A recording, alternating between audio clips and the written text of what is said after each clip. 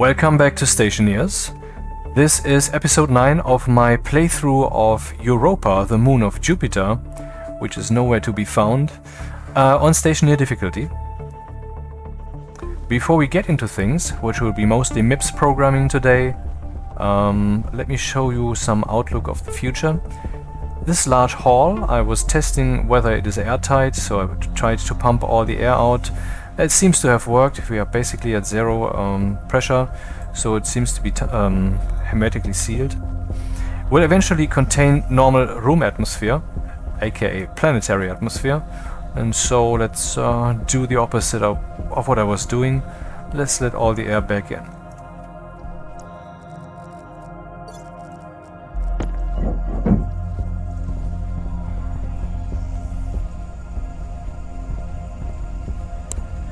This will eventually be a hall with tanks, and I thought for kicks we could also simultaneously turn it into a greenhouse where there would be the large industrial tanks, and in between them there would be, plants.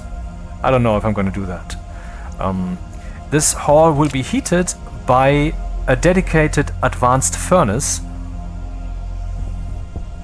which will not be used for smelting or something, but just to provide heat. Controlled by MIPS, of course. It will have its own 2x3 room here. There will be another room next to it, which will be used to melt volatiles that I dig up on the planet, and that room will be filled with a little bit of volatiles from that tank if need be, if this was evacuated completely accidentally. And there will be a pipe coming from here, which goes through here and heats the room, so that, when the ices melt, they cool down the room, and then the melting does no longer work. And then the pipe continues here and heats up the entire room. That's the plan. Look at that. I opened one window and still 5 kilopascals only.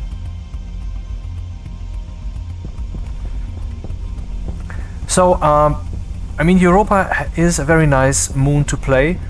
Because it's very cold, and it's very easy to fight the cold if you have something to work with, furnace, wall heater, whatever. It's not so easy to fight the heat like on Vulcan and on Venus, and the atmosphere is pure oxygen, nothing but oxygen. And oxygen lends itself very well to being at low pressure, low temperature, and even high pressure without becoming liquid. Let's actually look at the phase diagram for a second. Oxygen.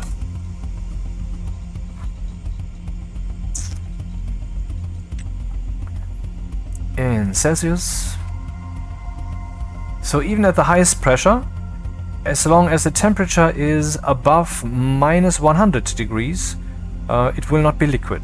It will not be liquid. This is solid, frozen, not to be put into any pipes. And this is liquid, and that is gas.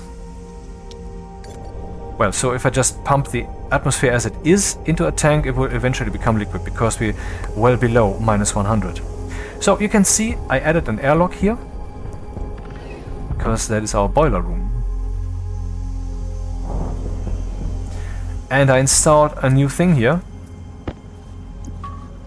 because, like I said, the entire planet is, the entire moon is O2, and so since we need to breathe O2, but we can also use any gas for our jetpack, and we can use any gas for the pneumatic mining drill. Well, why not just have a nice O2 supply station? And that is what I'm trying to make here. It's not yet entirely done, and that's what I want to do today. What I also want to do is probably not today, remote control things in the station using the advanced tablet, but that can be done. I tested that. That is what I'm currently doing, the refilling. Then we need to mine, and then we will use the glasses, so we're going to experience what that's like. And I want to print the Hardsuit and control it with MIPS, so when the pressure and the mixture isn't right, then it will just close the helmet automatically or open it automatically. Yeah, stuff like that. Okay, so here we have this station. Now I come in and I need some some O2, and then I will just take this canister here, which is completely empty, can't be any more empty, and then I put it in here. Let's see how fast it fills. Okay, we're now at 19.5 megapascals, which is the maximum to which I want to go. You know, you have to take care, because maybe it gets a bit warm and then it would get to 20 megapascals and then it would explode. We don't want that. I know you want that, and there will be probably plenty of spectacle later, but currently rather not. So now if I turn off this pressure regulator here, which pumps the oxygen into this last part, which fills the canister, now I can risk something that we should rather not do otherwise. Here we have a pressure of 19.5 megapascals, and here we have a canister which can only take the maximum of 10 megapascals. So let's see what happens. It goes up to 9.5 megapascals, but not further. The trick, of course, is now the pressure regulator is off, so no more gas will be pumped into here with its current 19.5 setting. And I intend to auto-control it with this thing. I've never used that before. The logic output of the tank fill. I can probably measure what the capacity of the tank is. I don't know. I hope so. And then this thing can be adapted automatically. But when that is being adapted, it's already too late, because we're going to have high pressure in here. But as you have seen, that's not a problem. So, where is it? Where is the suit? There. Our waste tank can only go up to 4 megapascals, and then it will no longer be pressurized. There will nothing go in, nothing further will go in, and that is a matter of pressure. This canister and that canister, they both have the same capacity, 64 liters. But this one can survive 20 megapascals and this one only 10. So using this one as a waste tank doesn't help, because the pressure is still, the max pressure limit is still 4 megapascals. Anyway, this thing has 64 liter and this one too. And the pipe network up here, you can see here this dummy pipe. The purpose of that is to extend the capacity. And so now we have 60 liters. We can say that 19.5 megapascals pressure is kind of double of what I would put into a small canister. I mean small, you know, the one that cannot hold that much. But at the same time, since this is already at 60 liters and that thing is 64 liters, hopefully empty, hunger critical. When I stuff that in here, then the capacity of the entire system will go up to about 124 liters, and that will then share the 19.5 megapascals, and that's why this thing is not overpressure. So the design as it is should work, and if the machine would then react, oh, there's a small canister in there, oh, let's reduce that setting, we should be fine. With a little caveat, this thing must not be full, because otherwise it would be overpressured. So here we have our jetpack that's now refilled. Let's turn that on again. That should of course all be automatic. And we're already at 19.5 again. What's happening? Where's all that coming from? Air tank critical. As you can see, refilling is now quite smooth. Maybe I should turn this off by now? Yeah, let's do that. So, this is coming from this part, which has a capacity of 280 liters.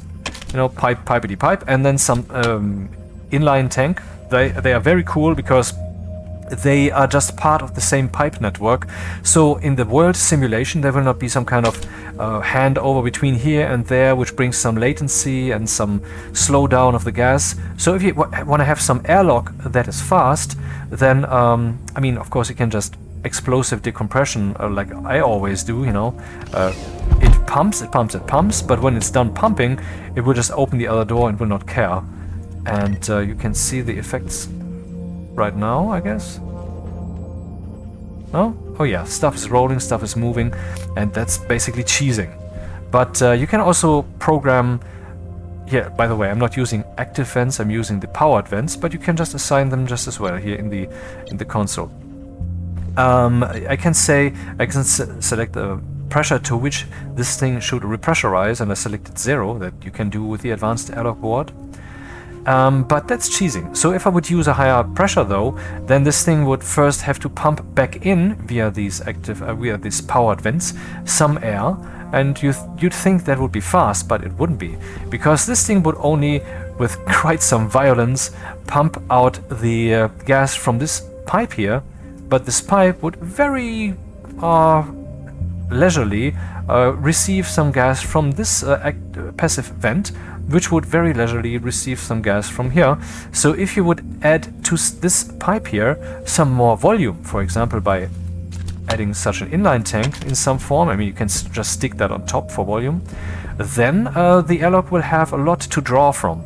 Downside is, if there's some pollution or something in there, then it will stay in there, your scrubber won't help there.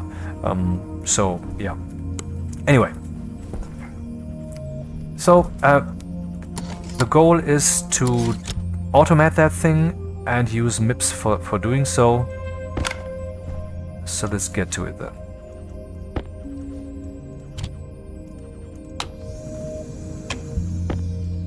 I've never done it with this device. I don't know how that works. One thing I know is you can turn this lid, you can open it and close it programmatically, and I think that should be one of the first goals because it's fun. And also we can use it as an indicator, for example to express whether the filters are empty. So I think I should use an external device like a flashlight, like this one. I don't even know if this chip can control external devices. Maybe it can, I assume so. And then you'd think, yeah, well, why not always use these things instead of housings, because the housings need solder. Yeah, the problem is the chips also need solder, and once you have solder, that's no longer really a hurdle. And these things, I think, take quite some resources, I think 30 copper and so forth. It's not little, so I think you should make these when you need these, and you should make housings when you need housings. Okay then, filtration device. Oh, one thing, the beta has now been updated with something new. This is the beta version of Stationeers. Let's say electricity, for example. You see here, on the top we see this highlighted thing, that is brand new. So if there are some main topics, they will show them first, and they will be marked like this. They can go here, and then you have this overview and can select stuff. Nice, huh? So, filtration. What logic values do we have? Okay. That's a lot of stuff. Ratio volatiles output 2. Pressure output 2. Alright, we have 2 outputs. I don't know which output is which. I will just assume that the output without the digit, like the normal output, is the straight one. The one that you are actually filtering for. Like you put O2 filters in there, and then the straight line will get just oxygen, and I guess that's what this one is, and that will be the waste pipe, I guess. Mode setting. Maybe it's mode. Well, let's just change the mode. I mean, there's no mode otherwise to check. There's only on and off, so maybe mode is what it is. Okay then. The usual thing, we have to define our values.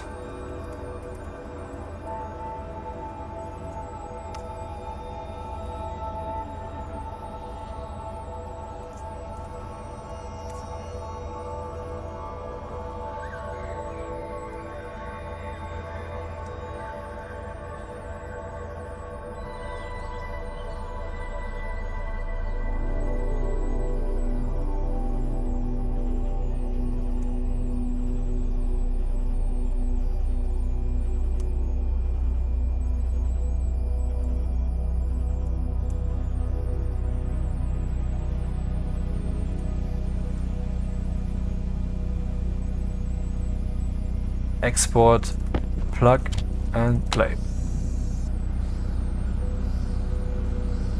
Huh, that doesn't sound good. I wonder what the mode does. Good thing that should be in the Stationpedia. Mode, idle, active.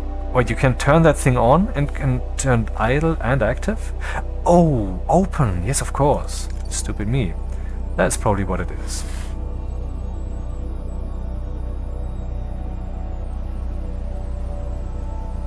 And I also want to do something else. Let's turn the mode to 0. I will show you why very soon.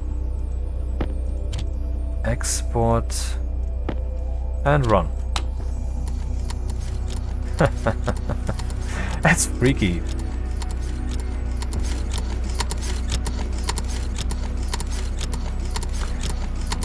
Now let's remove the mode 0 thing here.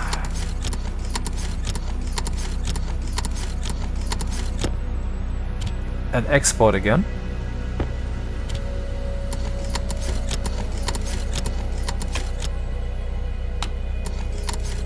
Aha, I wanted to find out whether this thing would automatically return to a busy mode, which apparently it doesn't.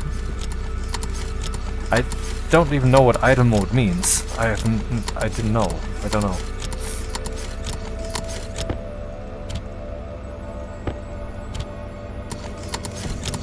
Ah yeah, you can hear it's busy again. And when this thing is off, it will not run its code. So we can turn this device off automatically, but then we cannot turn it on again automatically. So we can, for example, maybe, oh yeah, that's what idle is good for. Yeah, of course. You can keep it on the whole time so it can keep running its code. But when you switch to idle mode, it will no longer fill this thing. So we can keep this on all the time. That would be a way. What I thought so far was that I just turn this off automatically once the pressure here is satisfied. And whenever I turn it on, it would also turn on this thing and vice versa. That's what I planned. Let me change that.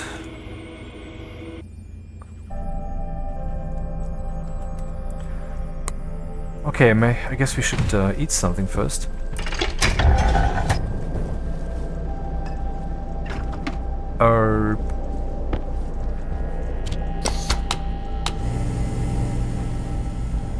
Yes, I already printed the Hardsuit helmet.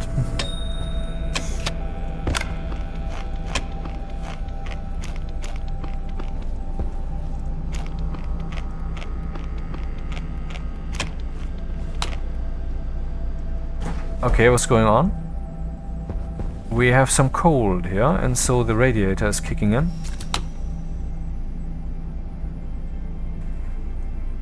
Which cools down our nice heating pipe. And if it goes down to 250, the boiler will kick in and heat it back up to 290, actually to 300. But once the pump turns off, the gas will still keep burning until it's gone, which will heat the overall thing up to overall 300. So why is it cold in here? Because the pressure was a bit too low. And so this thing, which so far we used manually, is also controlled now automatically. I did that between videos. So if the pressure is too low and if the temperature is not below 20 degrees, then this thing will turn on until that these conditions are no longer fulfilled. One of them needs to not be fulfilled. That's enough. Then it will turn off. So the station will always have enough pressure. So what if it has too much pressure then? I think this thing does that too. Once it's at above 100, it flips direction and turns on. So we have pressure control, we have temperature control. We do not have gas control. So the CO2 is a bit in trouble.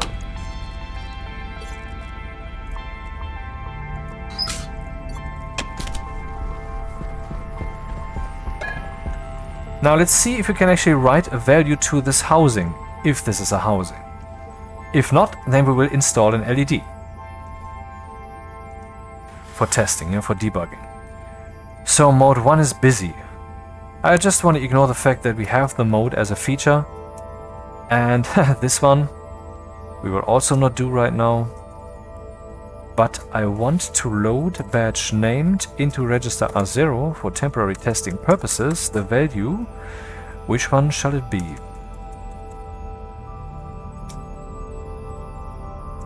Pressure? Output? No, pressure output. Hypothetically, this will give us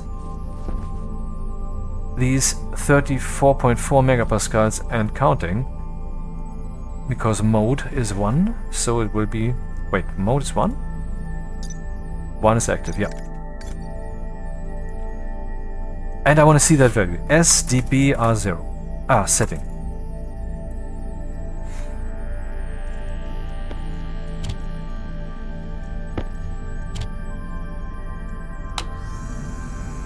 Aha, we don't have that here. Too bad. I mean, that would be a nice opportunity to use here this display, not just for the tooltip that we can see, but also for that value that I just wrote. Sad. Oh well. Then an LED it is. Good thing I already made those. Oh, by the way, and why did I not yet print the suit? Because backpack? No, the jetpack. If I want the Hardsuit jetpack, I need Waspaloy. And I haven't made that yet. Let's see what that would take. Silver, nickel, lead. I have all of these. Not very hot. And oh my god. Very, very high pressure. That is basically good for a late stage smelt. You know, when you have done some smelting, usually you have quite some pressure in the device, in the furnace, but it's no longer really hot anymore. But that's not my current situation, I guess. Should we make that Waspaloy and get that Hardsuit right now? Then we can see the difference, you know? No, let's not do that. Let's not jump around too much.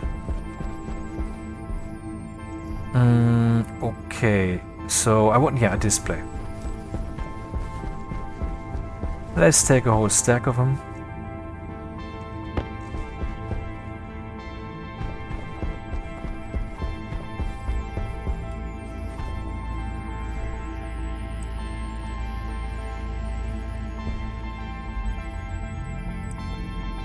That's a big one, takes 3, but I'm holding 4, so that would be working.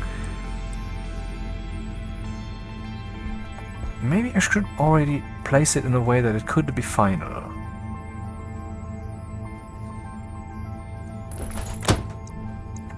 Once again, the crowbar is required.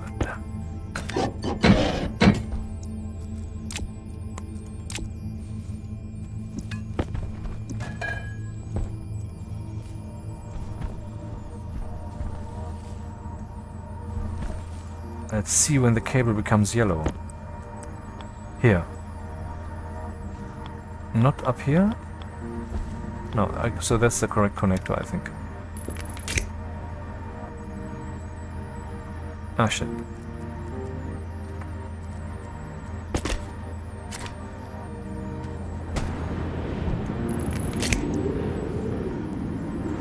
Sure, do that.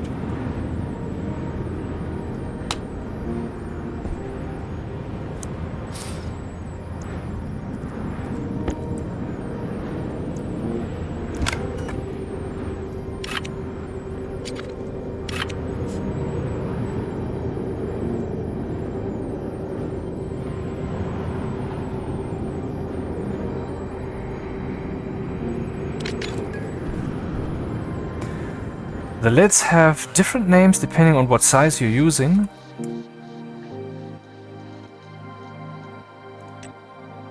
Structure console LED 5. Let's copy that rather. This track's fine.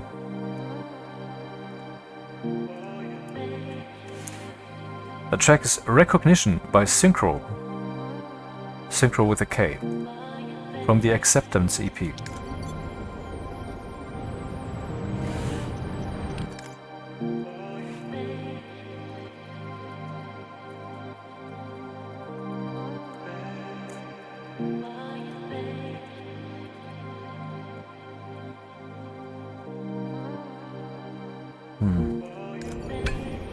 I think I have to write that shorter.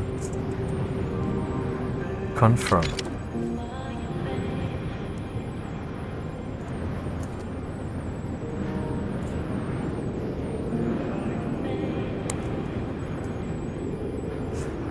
Oh.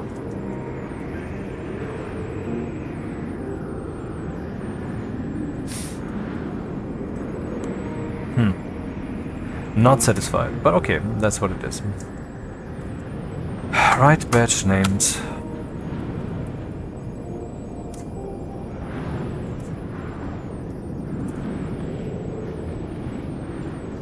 Let's see if this thing can address external devices.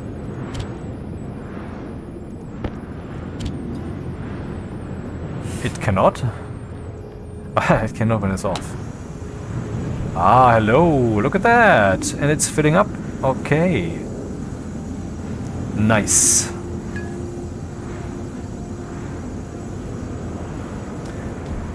We could also use a large display.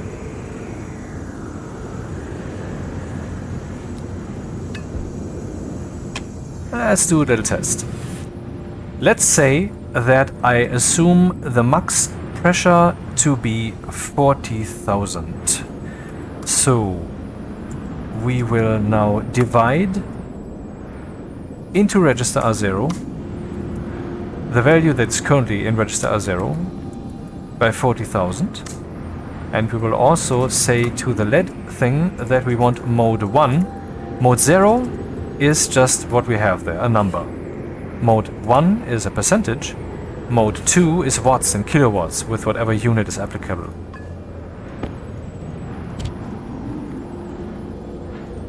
Let's see if that's nice. Okay, that's not nice because then we cannot see the progress. It's like when I upload a video to YouTube, which is 30 gigabytes or more, and then they tell me, yeah, it's at 17%. Yeah, if the upload wouldn't get stuck so often, I would be satisfied with that. But stupidly, you're not showing me, you know, like 1/10. 94.1%, for example. That would be nice. Huh. Should I... But we can divide that instead by 10. Oh, what's happening? This thing turned on. Well, I guess the station pressure is still being replenished to what we want. You see, we have 80 kilopascals, but this led to some cooling down, and therefore here we had, oh, the fuck, 217. Why is it this cold? It should kick in when it's 250. I have no explanation, and I'm not gonna hunt for one, but I'm confused. What's really going on?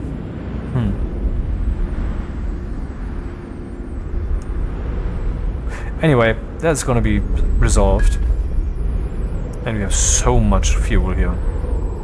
With our nice, simple MIPS mixer, I realize that the pressure is not quite equal, but I didn't try to refine that yet.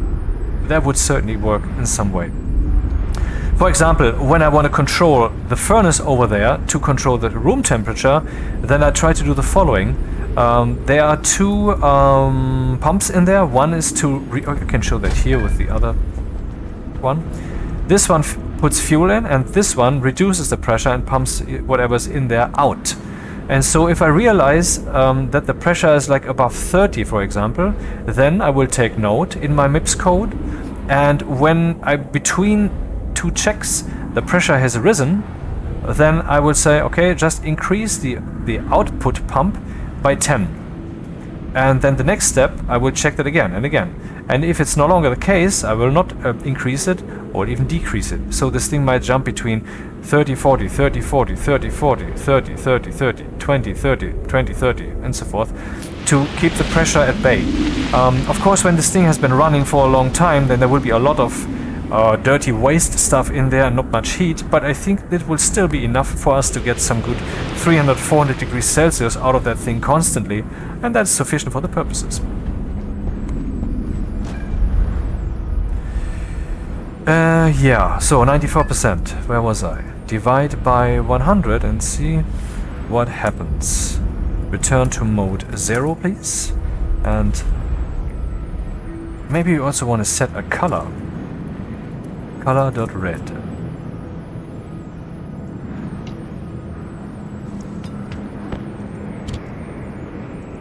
It would be easier if we had a stationary computer here. Oh, damn. Did I click export or not? It would be easier if we had a stationary computer here. Oh, look at that.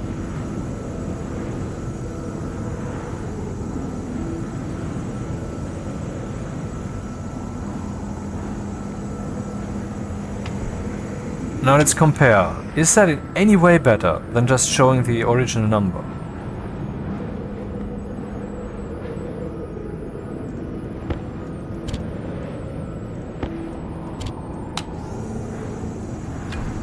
Yeah, maybe we have 1 digit less.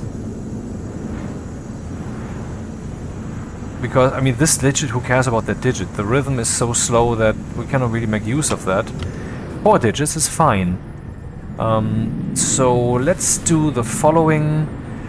We divide by 100, by 10, and then we say round into R0 from R0.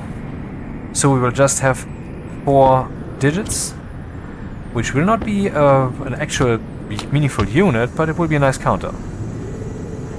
And then we'll go up to 40 or something, and then it will turn off, hypothetically, so we can compare now. See, now we're in the game, now we're flowing, now this is the programming of that device is working. So how do we want to proceed? First, I want to make sure that it doesn't go over 40, but I want it to stay active. I can just go into idle mode then. This turning off stuff I can stack on top of that if I wish. But first, let's be a bit more clean. Alias, press main R15. What is happening? Press main, move, press main to... Ah wait, that's wrong. First you always give the target.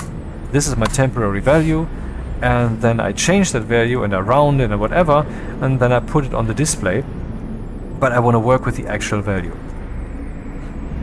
So SLE,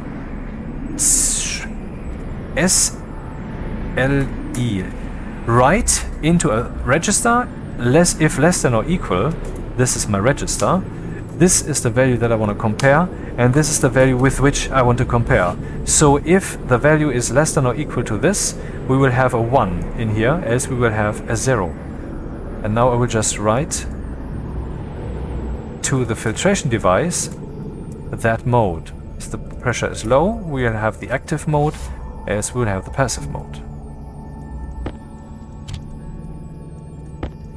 Also, red is a nice number for danger and all of that, and it looks cool, but let's stick with the overall style of the device. No, come on. Let's see what happens.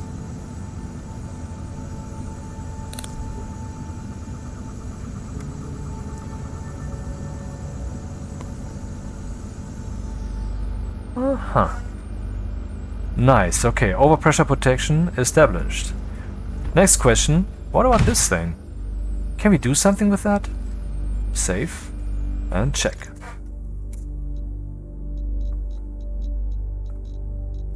Kit canister storage, exactly. That's what we're looking for. Oh, gas storage? Gas tank storage? All names. Okay, we can see what's in the bottle. Volatiles and all that. Apparently not liquid stuff, but yeah, it's for a gas bottle, so I mean there can be liquids in there. Actually, little story. You see where this is installed, right? And maybe you remember, if you saw the other video, that I had a trader down here, and one of the things that they wanted to buy for actually, I think it like $75 or euros, whatever, was a bottle of water, you know, the water canisters that you stuff into your portable hydroponics. And then I realized I cannot make that in time because it's rather tricky. What I have in here is not pure. There's some gas in there, so I can't. I mean, what they expected is only pure water between like 10 and 30 degrees, something like that. And I couldn't deliver that, and it's rather tricky to do that. And so one of the things that I tried today was, I mean, obviously you would like you would heat that up until it's gas, then you would send it to the filtration device, and then on the other side you would cool it down again. But that cooling down and that heating up, that's quite some effort. You have to construct all of that, but that's a good source of income on this planet where there's so much water. Count me in. Oh.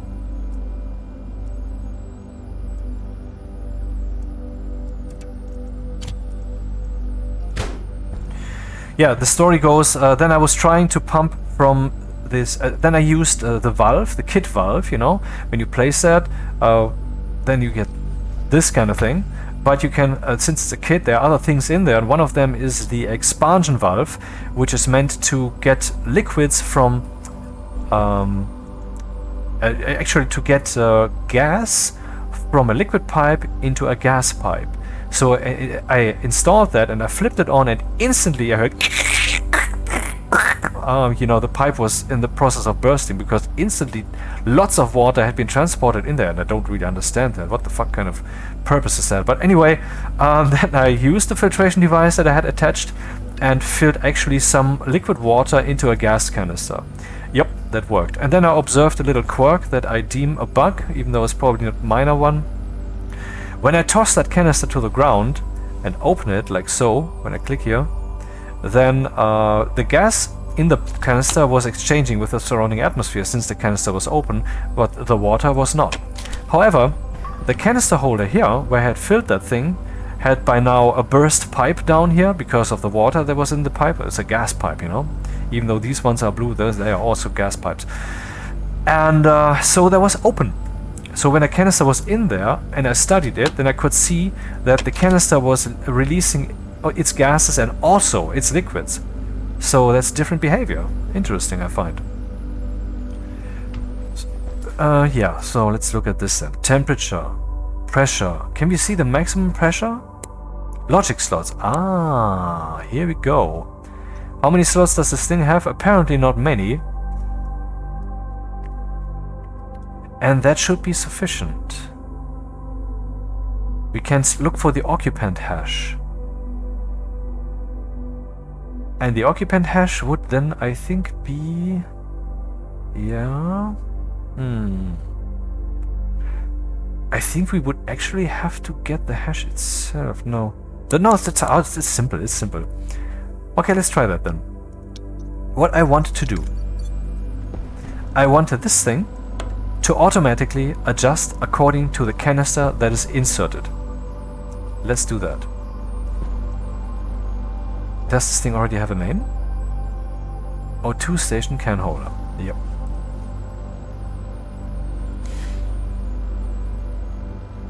So let's define that then. Structure gas tank storage.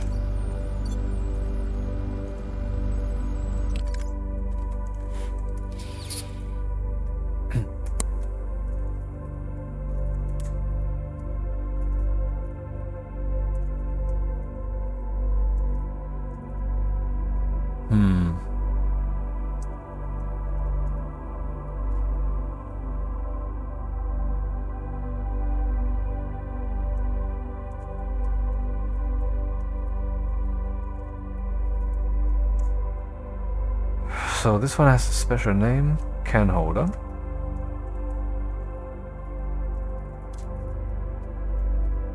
I'm just glad that the chip can control outside devices. That will give us so much more, so many more possibilities in the future.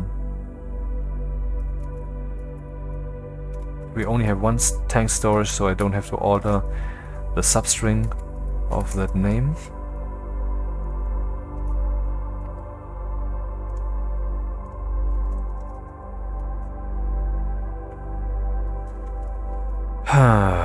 Let's see, what value do we want to know? I want to load a slot information. Load badge named slot into register R0 from class tank storage, inst tank storage. Which slot do I want? The only one we have.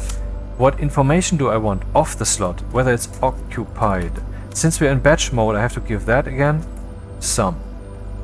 And then I just want to write that into our LED which will look a bit weird, but okay, whatever.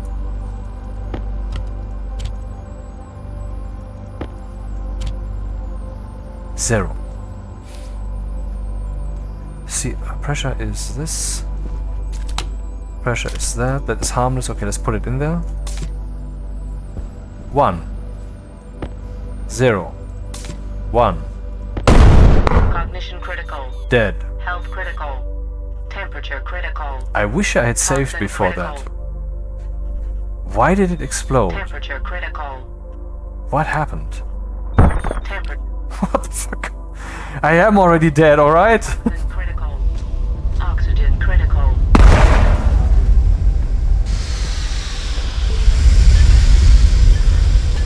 Oxygen low. Toxin detected. Oxygen critical. Toxin detected. Temperature low.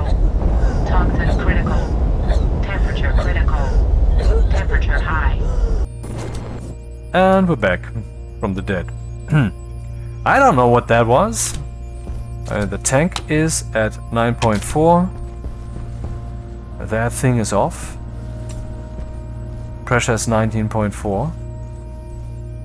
So how can it possibly... I mean, okay, I know it's at damage 82, but what's the problem? Canister over pressure. 14 megapascals. Oh, right. Cognition critical. Yeah, I forgot that the assumption is that thing has to be empty, and it's not.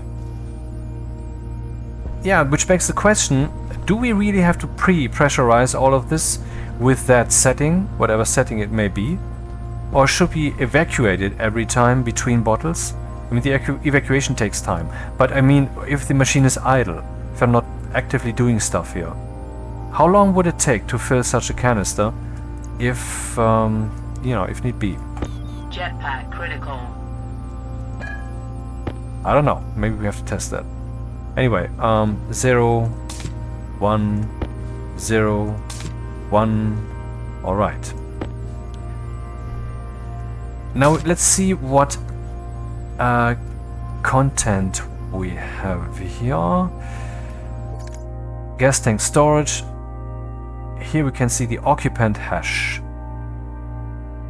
Let's get the occupant hash instead of the occupied information.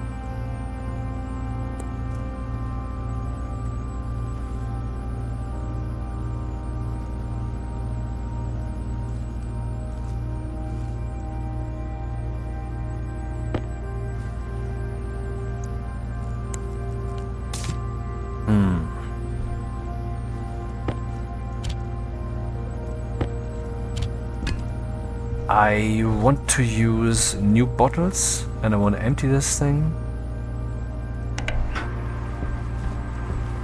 so we can experiment more easily. A canister, please.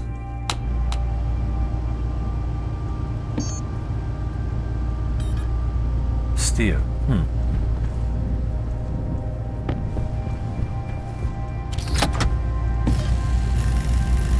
Simple canister should be already in the room.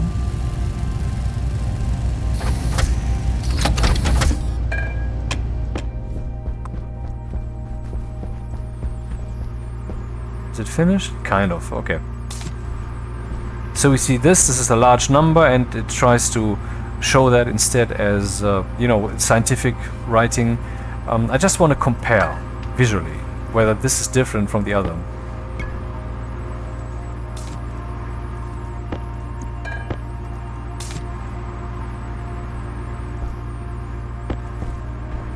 A bit tedious to do it like this, I must admit.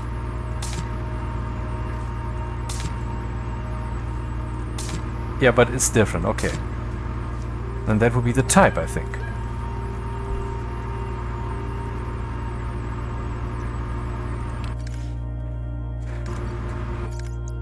So, what is the smart canister?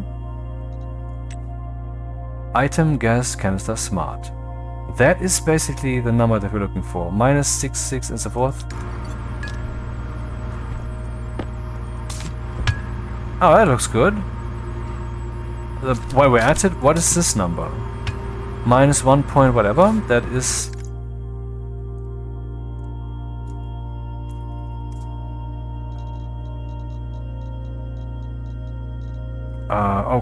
okay, that's a little problem here. Item gas canister oxygen. Why? Minus 1.1. Minus 1.2. Well, that's probably kind of the same with rounding.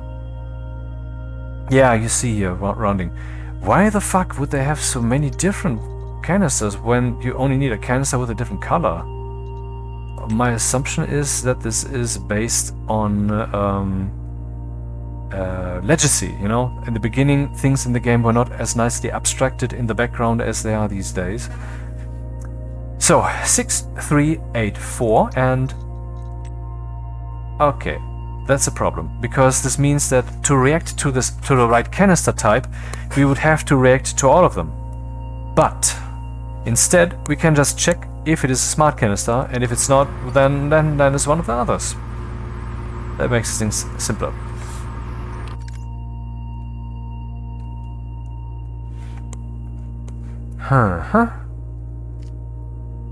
Okay, let's do this then. Define, huh? Defense or what? Define CL as smacan. Well, I will know what it means. That's the purpose. Now this is the type. Hypothetically, that is the exact same thing as the occupant hash. So what I will do now is I will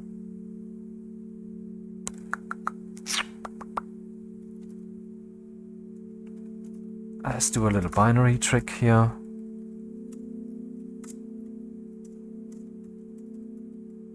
Binary-ish.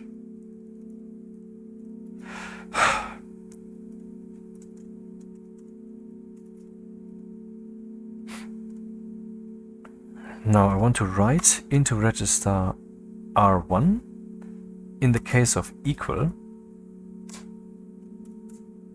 What shall be equal? Well, the register R1, which currently has the occupant hash, it shall be equal to this. If that is equal, then I want a 1 in this R1. See, I'm recycling registers, but why not? Else it will be 0. And then we say add to R0, add into R0 the sum of R0 and R1, and then I want to see R0 in the display. So now we should theoretically get a 0, a 1, or a 2, depending on what canister is in there. That's a 1. That's a 0. That's a 2. So now we can distinguish that. Alright. Next step. Now let's set this thing according to occupant. And if there's no occupant, then I'm not sure. Let's set it. Yeah, that's the thing. Let's try that. Now that we have this high pressure over here, and we have evacuated everything here, let's see how long that would take to fill a smart canister. If it's fast enough, then I would somehow choose to not pre-pressurize this, even though it has now been constructed with that in mind.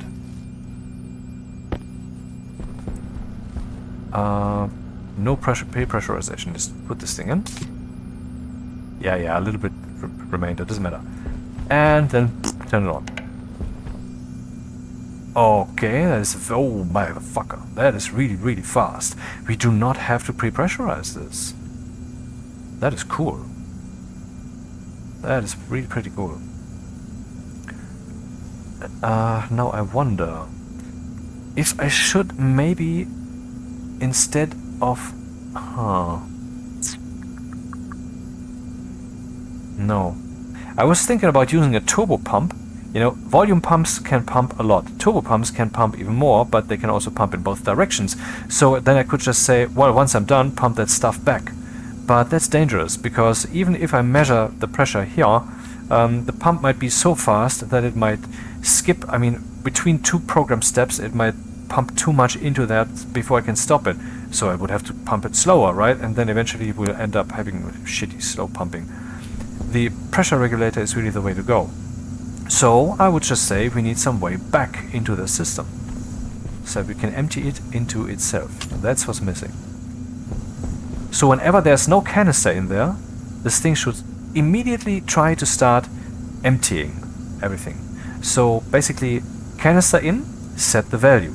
Canister out, set the value to 0. Let's do that first. Let's first adjust this thing to always have the correct value, which is 0, 95 or 195. That seems to be easy. Do I have the name? Yes, I have. Pause! Structure filtration, structure console LED, structure gas tank storage, item gas tank canister smart.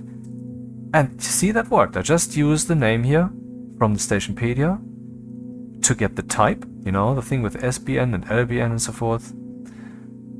And then I abused it in a different way. I just compared it with the occupant hash. And when that is equal, blah blah blah. Very simple. Of course, I will remove this again. In this form, no one needs that. It's just for testing.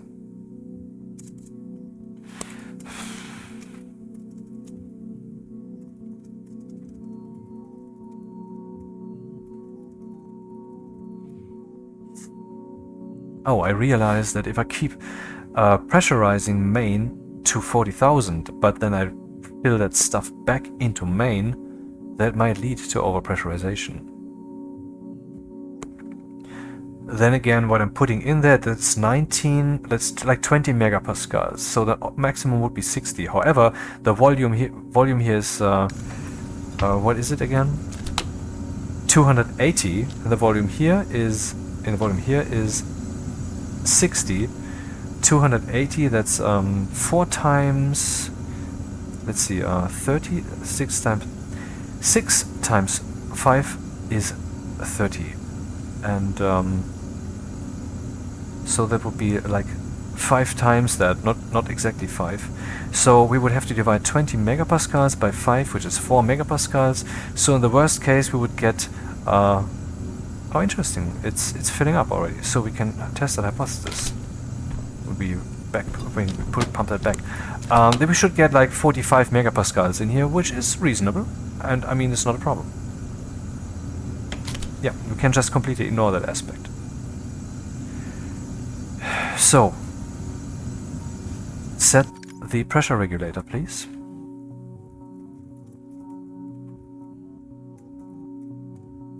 Preg.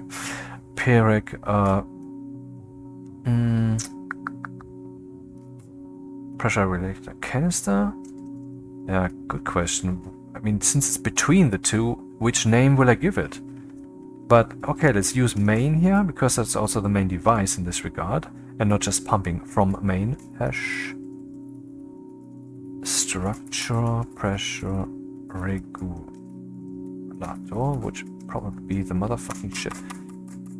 Ah.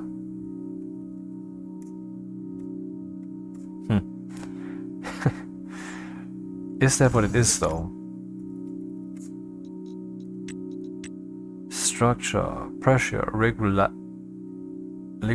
what? Regular what? Is this a Monty Python skit? Monty Python. Structure, pressure regulator. Define. Ins, reg main? What the fuck am I doing?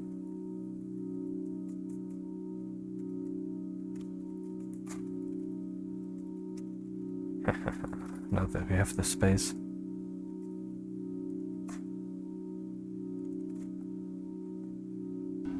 You're tuned to Some FM, listener-supported commercial-free internet radio from San Francisco, broadcasting to the world. We rely completely on your support, so please support Some FM by going to somefm.com and clicking on the support button. You'll keep us on the air, commercial-free, playing music you won't find anywhere else. Drone zones on Some FM. Branch, if less than or equal, R0.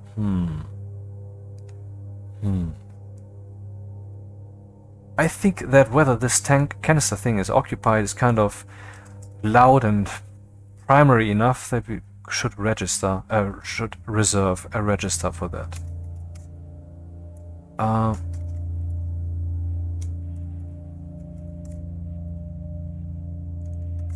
Alias occupied.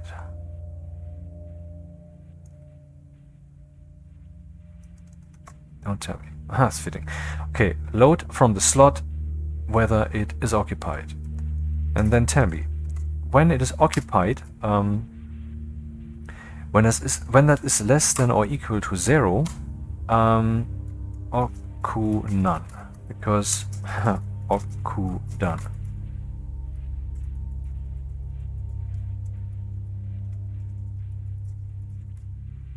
Hey, what's happening? Why is this red? Oh, up. Huh. I guess we just ran into a little bug. So when it's not occupied, then we want to write to the pressure regulator that the target pressure shall be 0. It will not suck that dry then, of course not, but it's just, you know, little gimmick to see what happens. Write batch named CLS reg ins reg main setting, I guess so, 0. What's the problem, man?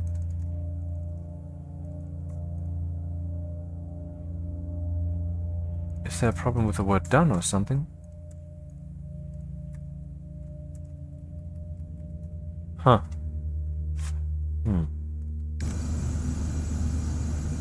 I guess it's a little bug in the editor.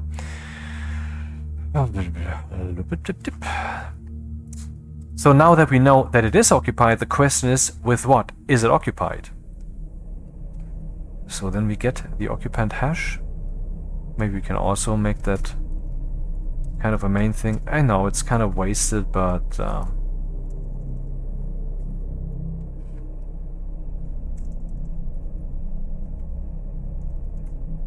occu hash. But if we do that, then I think we should, I mean, these are, if I name those values, then I should also obtain them here at the top instead of only maybe obtaining them.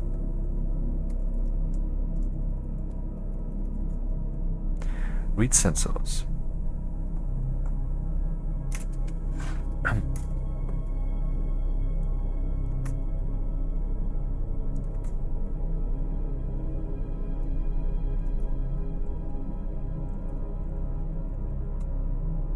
Fuck.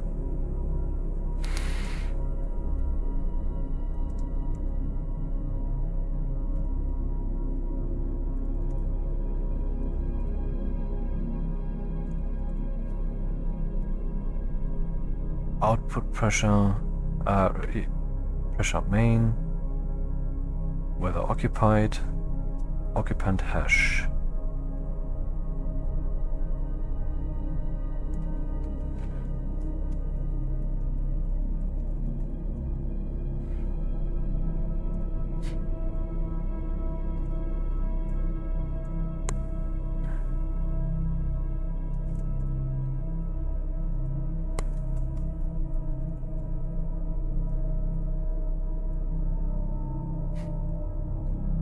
Branch less than or equal occupied 0, then setting 0.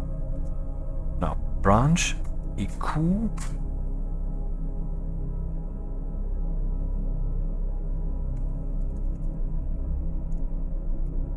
occu hash this, and then we want to jump to occu smart. Okay, smart can. Smart canister would be rather abbreviated like this, I guess, but I want to make clear the two part. This is the occu part, this is the whatever the fuck the occu is. Done.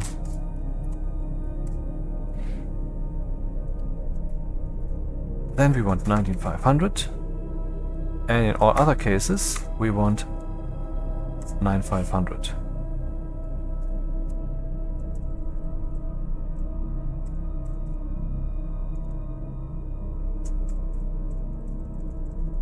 Okay, now we should see the pressure again on the lid, and we should also see that the pressure regulator is set always automatically according to the device. Currently we have a smart one, which means 19.5, Now we have none, which means 0. Now we have a small one, which means 9.5. Hello, hello, hello. It works. So when it is 0, we want to empty that. And when... Actually, we can also bind... We can actually set whether this is on directly to the... from the fact that it is occupied. But let's first empty this back into main, which will give main even more capacity. Do I have some pipes here? I need pipes. These are not blue. I need blue pipes. I said blue.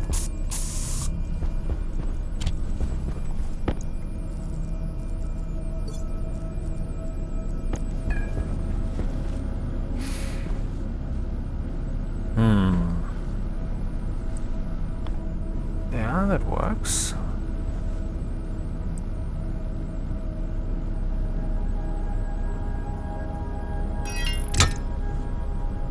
Does the pressure regulator fit there? I need a pressure regulator.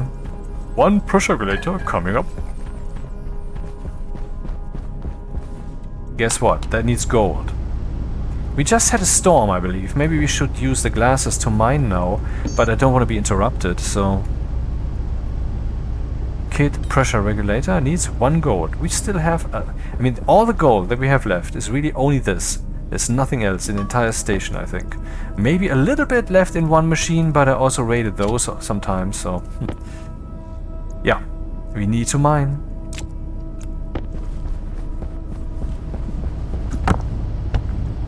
Bad.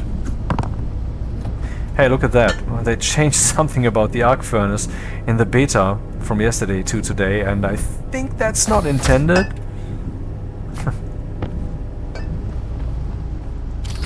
But, you know, that's when you live on the edge with beta. But as you can see, it's very playable. I mean, I think that the entire place, this entire series and the other videos, all of them, have been played on the beta. So yeah, is that stable or what?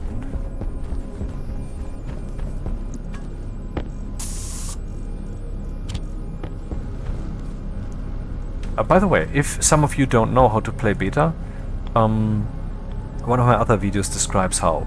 When there's a video about rolling back to an older version of Stationeers to play the tutorials, which are currently, you know, they're currently fixing them up so that they work again, but they currently do not work. And if you want to play them in all their glory, then you can do that by rolling back to an older version. And you know, in that menu where you do that, instead of choosing that older version, you can also just instead select the beta, and that is all there is to it. Can still pass through. Very good, very good. Interesting. To what pressure do we want to regulate? Yeah, what pressure can be set? Did I drop my... I did. Yeah, so...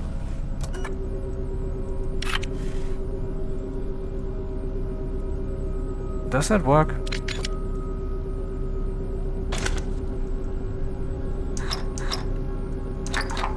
Interesting. Yeah, so let's set that to 50,000. Doesn't really matter. Then connect the electricity. That's always a bit tricky, but I already see a way. Where are my cables? Not enough for my taste. Let's make some more. Or should we use the one that I made for the trading? You know, these?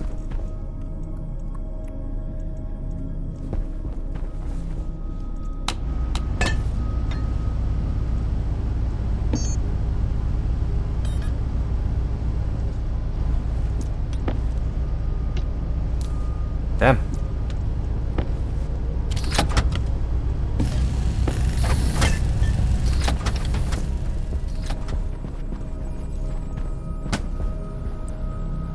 It's a bit weird that the cables can go straight through pipes, but I think that's just leniency because, you know, that would otherwise be very, very tight too often.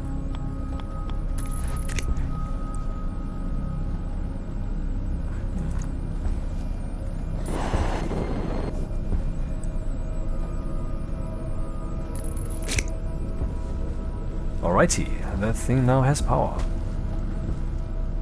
Error, of course, because it is not piped up to anything. I think we have enough cables now.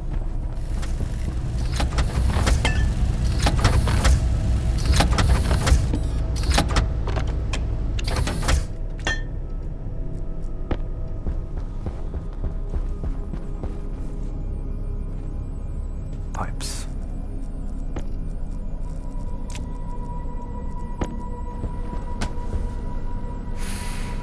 Where we insert that here doesn't really matter, except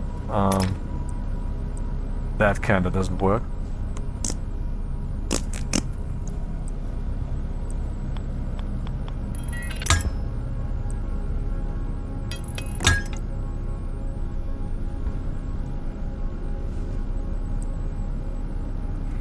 Should I do that in the ground then? Could also put this in the ground, but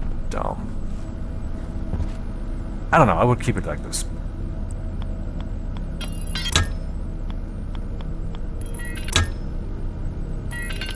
Alright. What's happening now is there is now more volume, and so instantly it tries to fill that up with more stuff. A lot more volume. 300, wait, what? 320 capacity. Didn't we have that before? Or was that 280? I think that was 280. Yes, 280. How many more pipes do we have? This one? That one? That's 2. 3. 4. 4 times 10 is 40. 280, 320. It fits. Pure oxygen at room temperature. How convenient. Okay. So whenever... There's going to be quite some pressure here. Whenever we don't want to use that, then we want to depressurize that.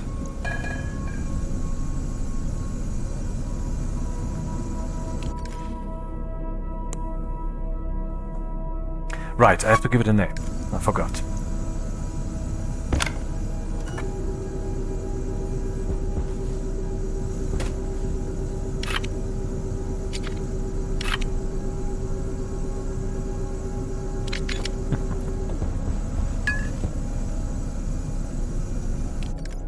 Stop.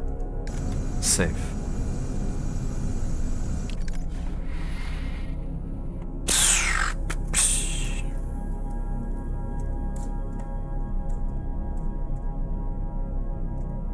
These are the 2 pumps with which I can evacuate the main. Here, this is the main evacuation pump that goes into this, where I can pipe it out of the station or into the room, whatever I want. And this one also pipes into this setup where I can choose only from this side. Edit.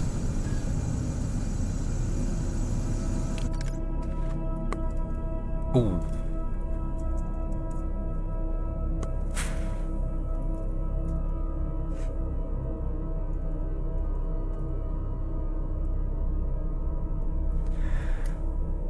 Now, let's see. I'm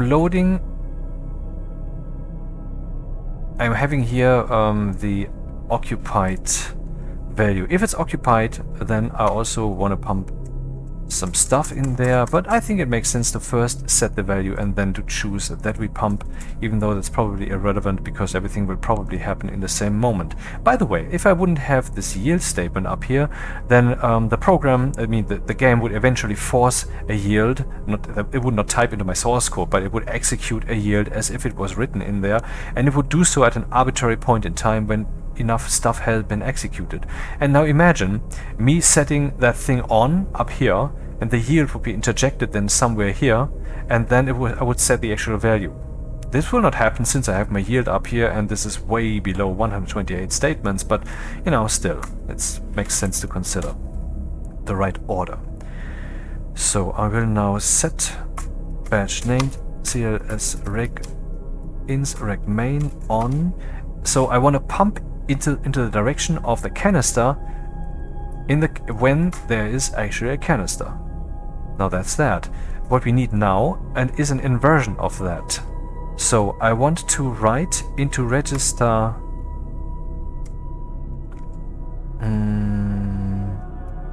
I want an inversion, so less than or equal. I want to write into register R0 based upon the register occupied,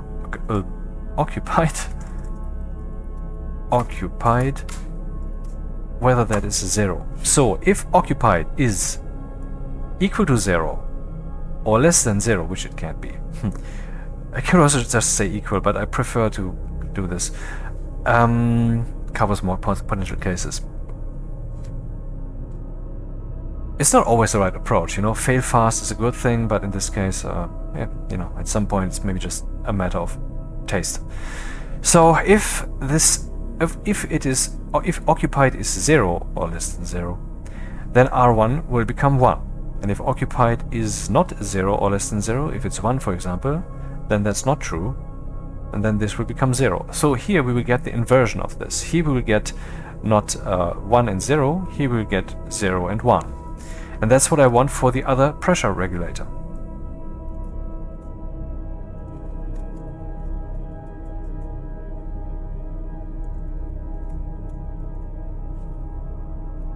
Well,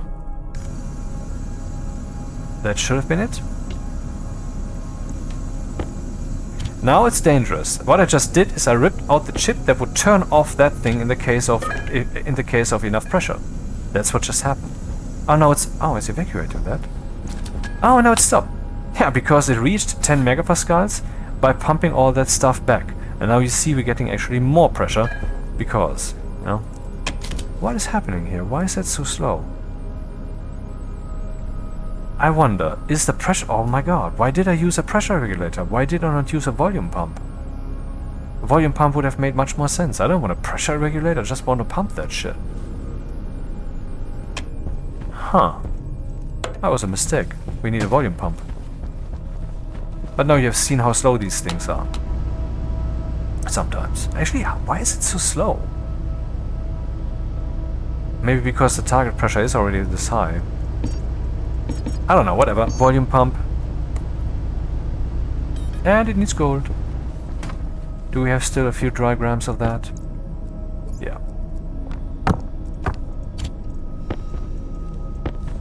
What you just heard, this hissing, and also earlier maybe, is this. It's just a nice sound effect. Yeah, we're playing on Europa. That is all I used from this tank. The rest came from the atmosphere.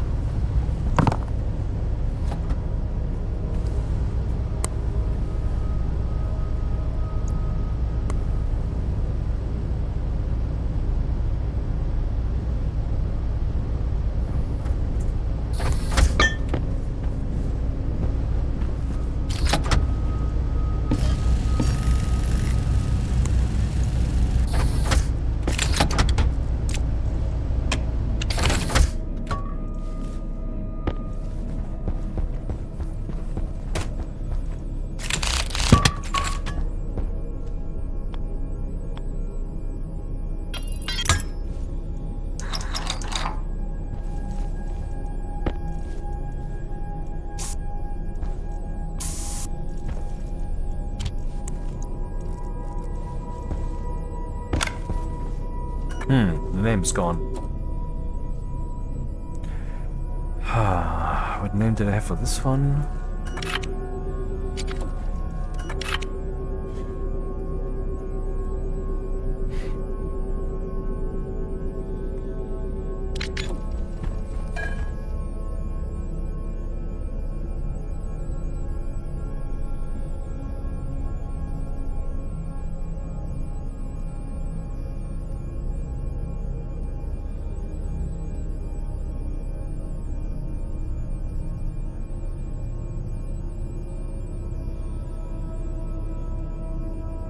Structure volume pump, and that shall be the instance pump evac. Psst.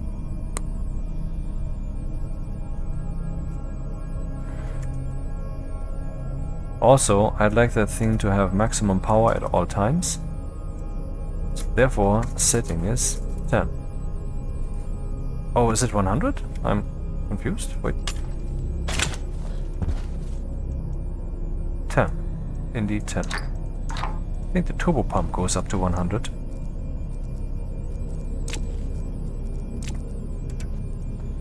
Okay, save. Export. Now we should see that pressure rapidly decrease and that pressure rapidly increase.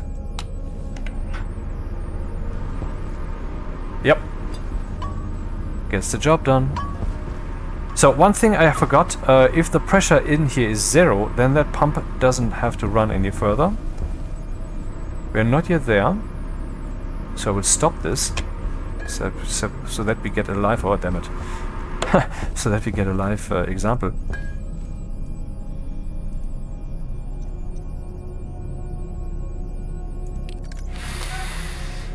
Okay, what's the logic here? This pump shall evacuate when there is no canister. And when there's also no pressure, it shall turn off. And when there is a canister, whether pressure or not, it shall also be off. So in other words, we just have to add something here. The pump evac... how do I do this? I don't have a clean solution in mind, just one like move R0, 0. I mean, there's one thing, I'm pretty sure that the logic values work like this. 0 means false, and in the case of on, it means off.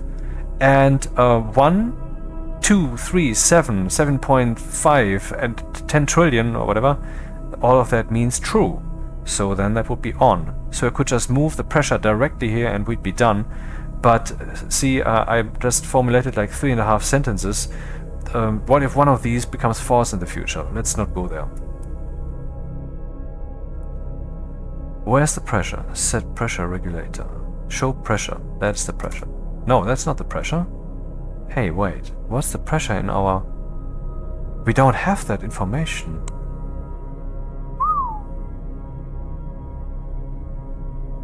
Fuck. So let's take a look at the tank storage, because it has information about the pipe that is connected, I believe. Maybe it can tell us about the pipe pressure. No, that's not what it is.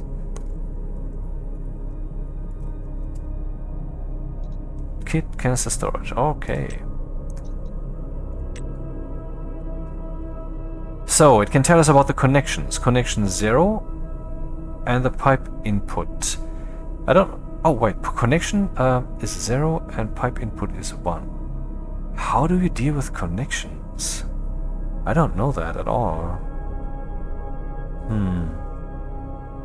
Should we just add a pipe analyzer to solve this, which seems a bit like cheap, if there's another way?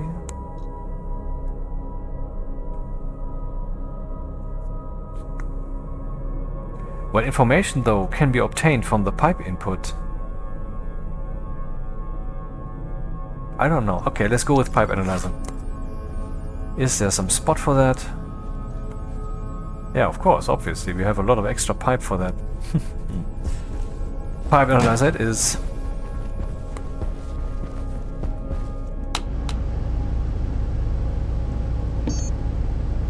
Oh, I thought maybe that works here too. Oh, gold and electro.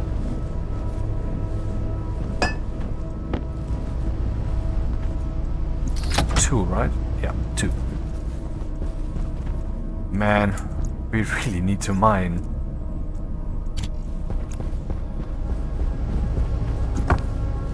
Before that, I think we should actually make the Hardsuit. Yeah, suitable. Then we can experience that out there. That would be basically no difference, but, you know, not bad to have that experience. For that we need Waspaloy, which I will make then once this little episode here is over. Ah, damn it.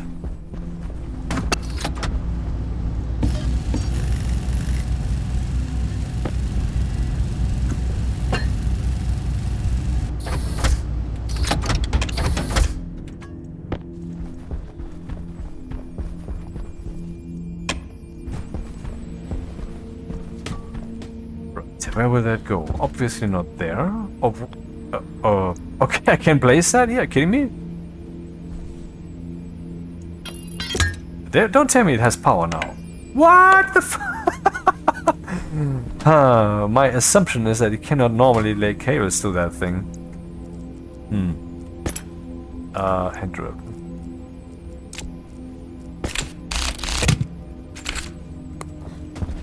So where could we place that meaningfully? Not here, because that is main, and that pressure is known by its contact to the filtration. But this pressure is not known.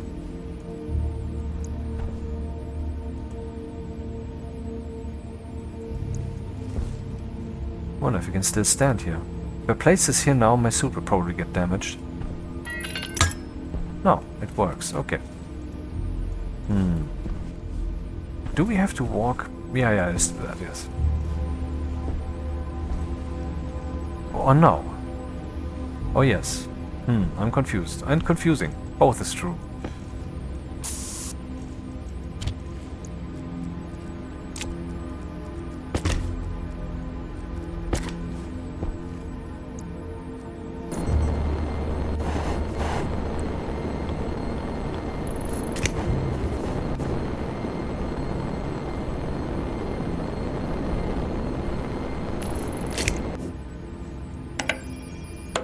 Alrighty.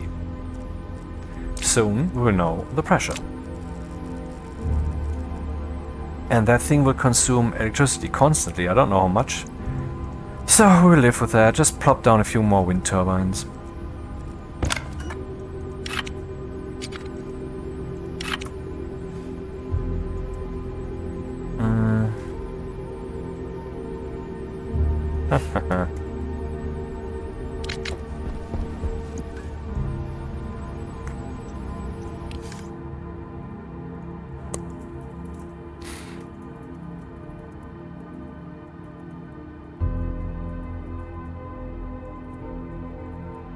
Pipe structure, pipe analyzer, and then you do this. Sizer. Of course I made a mistake there.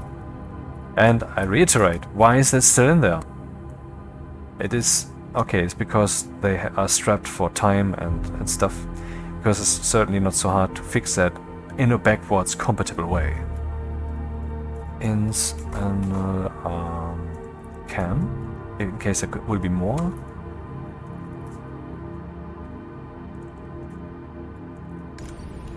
Save. Pause. Now we want to know the pressure. No, we first want to load it up here. So, alias, press cam R14. Because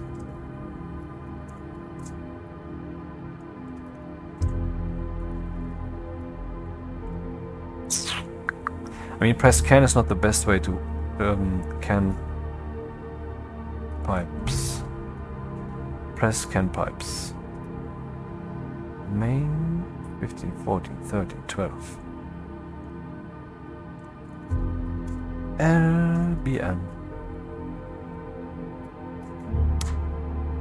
Into this register. Pressure sum. But before we do that, we prepare the devices. And here we say write into that device lock 1 so that I cannot accidentally turn it off, and also, well, that it is on. Now we know the pressure.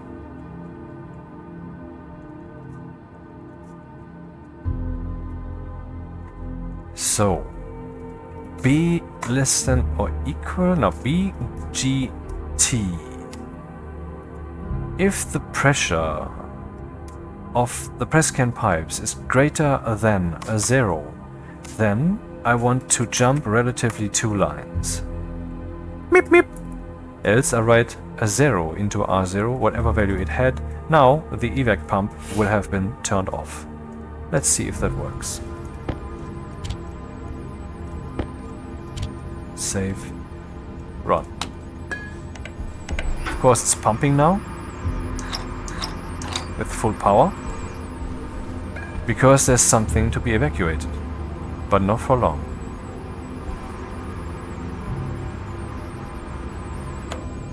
Aha, it turned off. Alrighty. Okay, now let's put a bottle in. This one is... there's quite some stuff in there, so if you do that now, that would normally explode, but now it doesn't.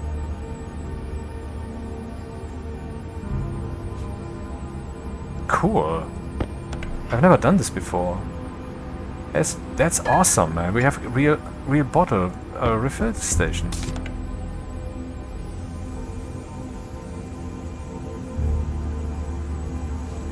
Man, that is really pretty cool. Okay, that didn't work.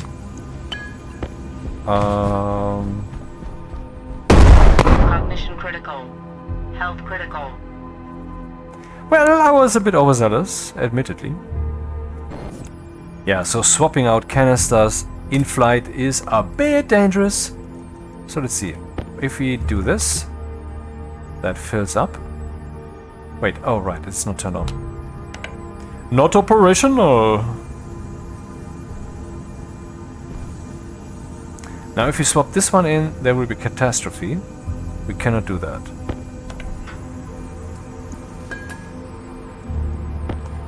But maybe we can do it now. Yep. And the other way around should be harmless. Yeah. Very, very cool. God damn it. I like this. This is a cool little station. Has it all. And I never want to never want to have to build it again. Okay, here you can see the pressure. Okay, let's leave it at that. This is a cool thing. And then I said we need resources as fuck, right? But we also want to go out there to mine with our new astronaut suit, which we don't have yet. So let's blow up the... let's make some Waspaloy then. Wait, what is... Oh, that was a test canister. Oh, that's even more cool, because then I can just do this.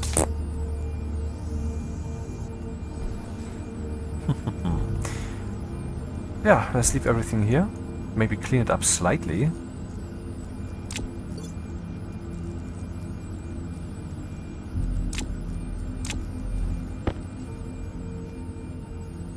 Yeah, this canister is a bit iffy, isn't it? I mean, maybe I should get rid of it. What happens if I stuff that into the recycler like this, with 10 megapascals of gas in there? I would like to give it some overpressure now, and then throw it out of the station, but I fear that will not work in time. And just, you know, empty it. And in case you haven't learned that yet, this thing is now still open. Same as if I had opened it in my hand. Oh, no, have you heard that? That was the auto close, I believe. Open. This stays open. Drop.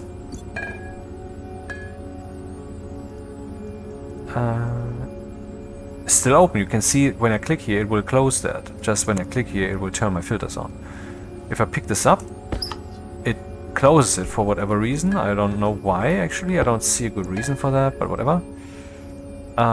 So that's because there's atmosphere here. And if you have seen the series so far, then you have seen me be in trouble at some point when I needed to weld some stuff, and it was actually this chamber which was meant to give me a volatile smelting melt chamber so that I could mix that with oxygen into this so that I would have fuel. So that was the last bit of fuel I had, but I couldn't then complete this because I didn't have any fuel. So what I did was, I entered a little 1x1 chamber that I have over here, and I'm really glad that I made these little thingies with the door and the door and the door. It comes in handy again and again, can only recommend it. This little cell here, in there I just tossed down enough volatiles, and I just had one of those canisters, you know? And I opened it, and it was lying on the ground, and it was exchanging its atmosphere with the room that I was in, and so I got some Welder fuel, and then I continued that thing. It's cool. Just like this thing here is cool. I have my drinking bottles, and if I want to fill them, I can just place the passive liquid inlet down here, which I now don't, but I could. And if there would be any water in the air, it would then go into the inlet and would go straight into the bottles, or straight into this network and thus also into the bottles. You don't need a crusher. I don't have a crusher on my station here. I had one at the beginning when I didn't know any better, but now I know any better. So, Waspaloy. Let's make that then.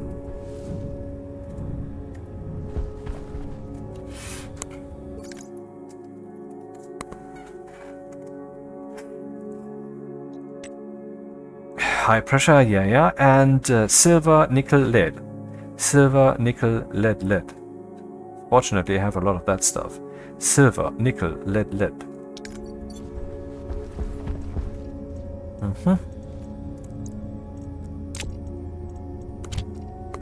Silver, nickel, lead. Oh, actually not much. I thought I had more.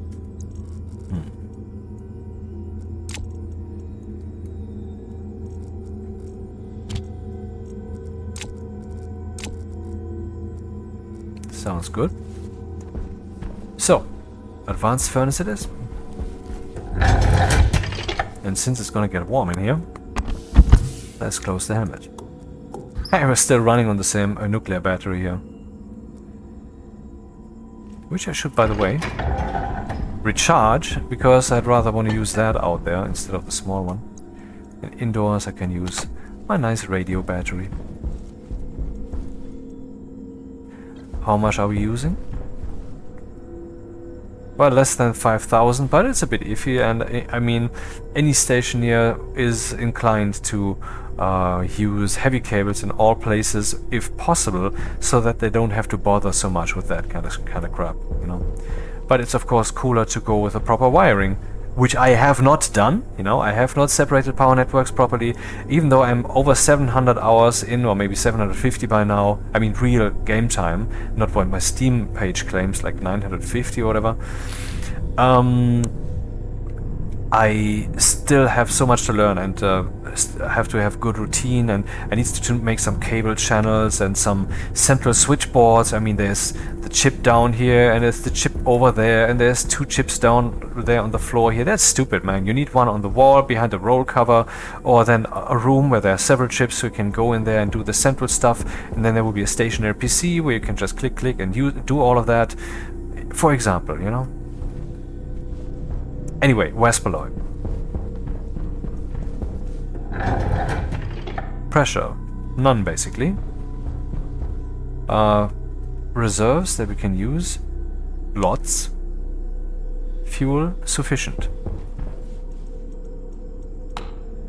No, that was wrong. First we check the gauges, the settings.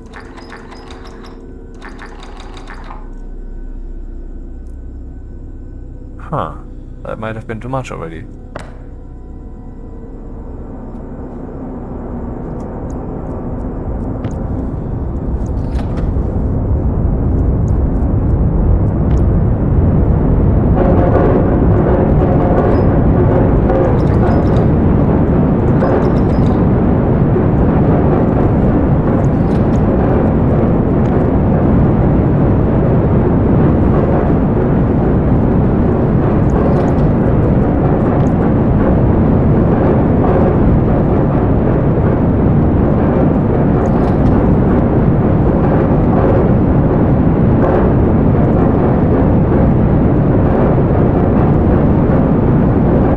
So what do you say?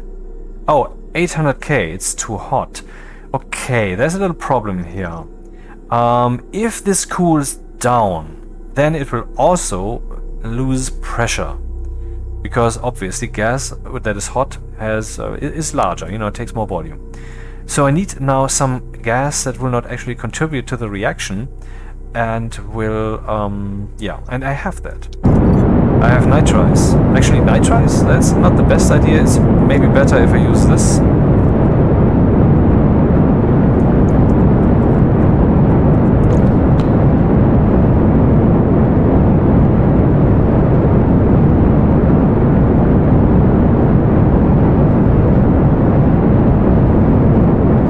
Man, it's 1,700 degrees in there. That thing will be a good fucking radiator for my large factory hall there. Yeah, pressure is already too low for the thing that we want to make. Temperature, too high. Max temperature 400 to 800. Kelvin. Way too hot. How can we cool this down? Well, I can put some ice in there for the pressure.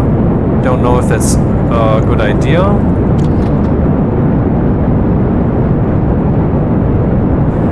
Oh, of course. Let's help with the cooling, shall we?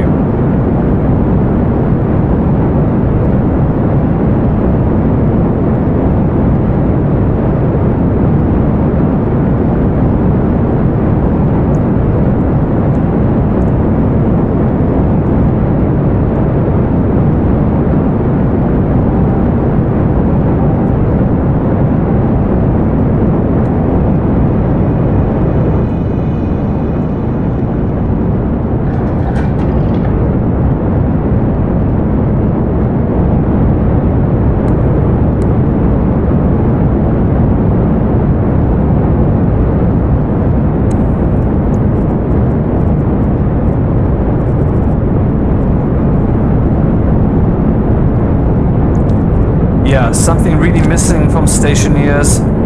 Can you even hear me?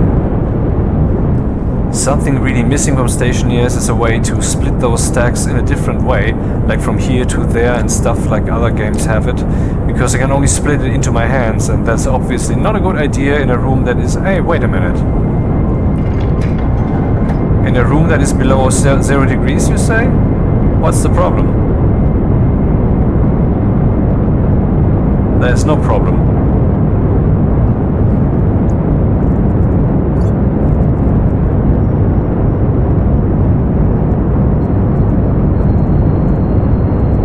I'm just being careful. Temperature slowly falling. Pressure also falling.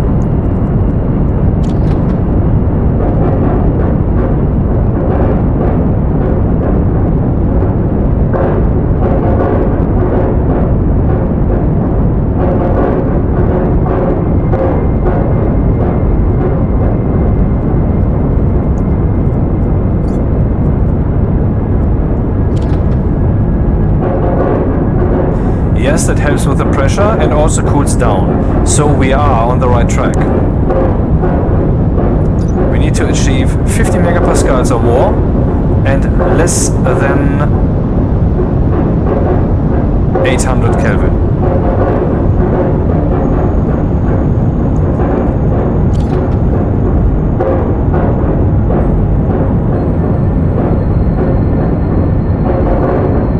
What the heck?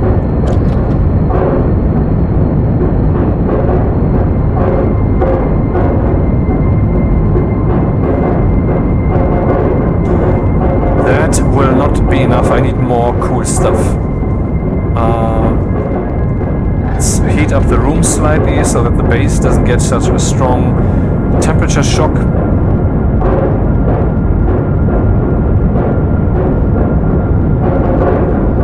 But we are almost there. And then I guess we will get about 50 of that stuff. Sadly only 50.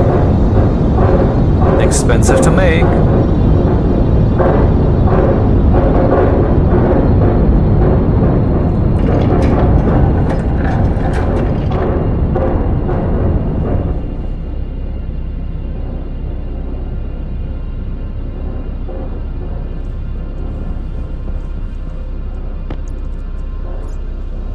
And let's use that stuff. I didn't have any plans for it, so that seems appropriate.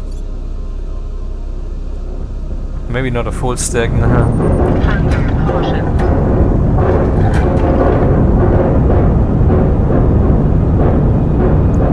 Room temperature, too hot.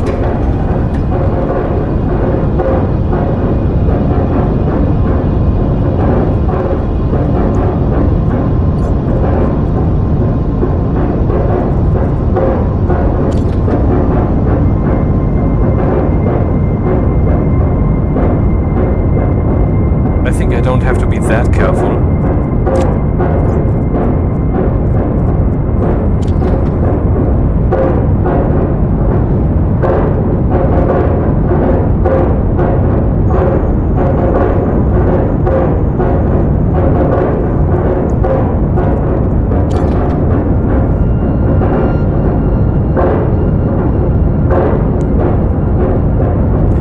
Just a little bit longer.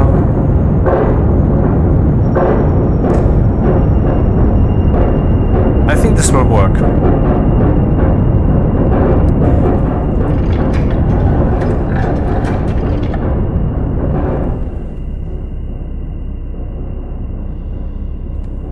Okay, are we prepared for mining? Well, that one's full enough. Then I want to take these empty mining belts with me. The materials I don't need, and I would like 2 more mining belts. There are probably better ways to do this, but fuck those ways.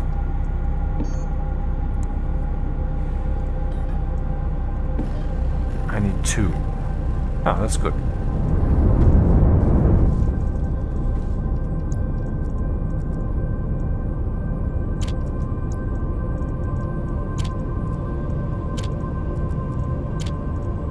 And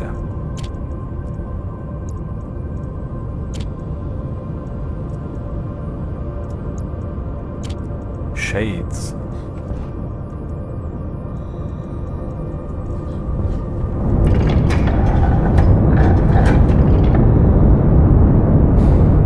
Will take a bit longer.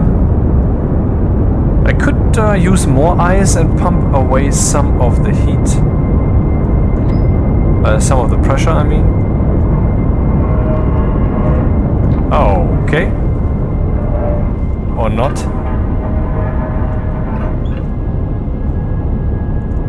I wasn't aware that the pressure was this high.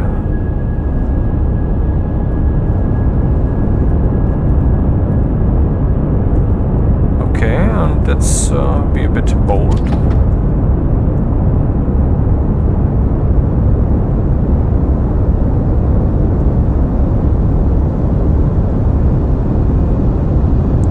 Kelvin. We're almost there. What a heating here.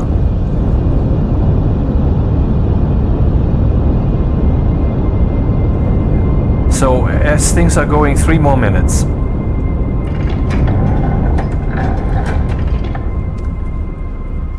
These I want to take. Then we want the Hardsuit, backpack, Jetpack. We could actually make another carbon dioxide filter. Because the Hardsuit has 4 filter slots.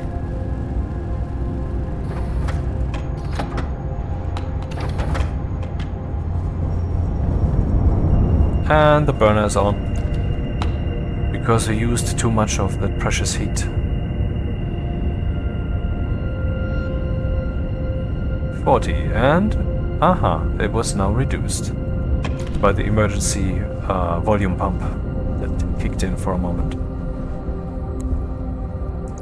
Oh, I'm breathing. That's not so good. Breathing away all that nice oxygen.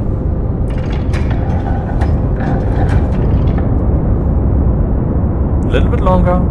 We might actually fall below 50 and then have to put in some more, but whatever. 400 to 800 is a good range. Saving. We're looking good. I mean, it was a pretty awesome idea to have this boiler right in the station, right? This gas burner as the heat source. I never did this before. I mean, Stationeers in this regard is like the game Trail Makers, which I like a lot, even though the campaign is so very shallow, but it's just enough for me, you know? Find those things so that you are capable of finding the rest of the things by building the respective engines. What I mean is, you think this thing and that thing combined, and then a little more of that for weight, and then a bit more of that for more motor strength. That should do the trick. And then you do that, and then it kinda does the trick. Maybe you do have to adjust it a bit further, but you know, that gets the job done. Because you use the right logic. Just extrapolate it from what the things do. You know, it's expectable behavior. It's basically a programming language, except in physics. Yeah, that's what Stationeers does do. Probably not yet. Nope, but close, very close.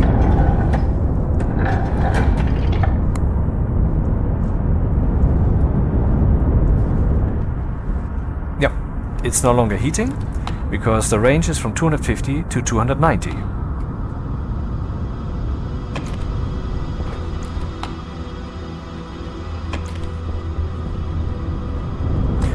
Okay, so we have done this thing. The next up is gold mining and MIPS Hardsuit. Well, at least the Hardsuit, not the MIPS part of it.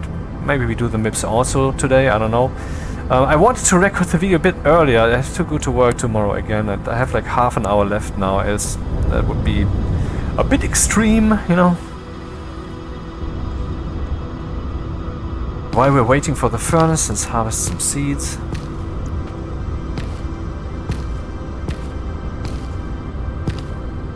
That's what she said. So let's go here.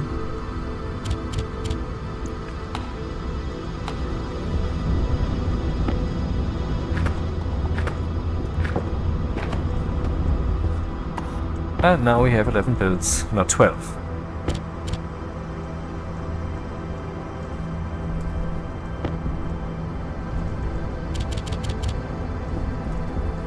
One silver. One cobalt. And 10 fern. And now let's take our nice Waspaloy and go home. Oh, the pressure is just too low. You're fucking kidding me. Well, what's the room temperature? It's cold. Let's add a little bit of this then.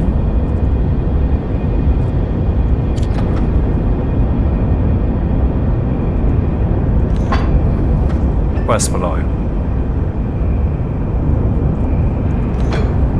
Thank you.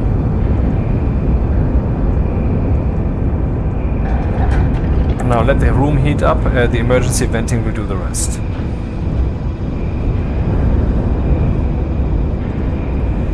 So we can make that, oh, right.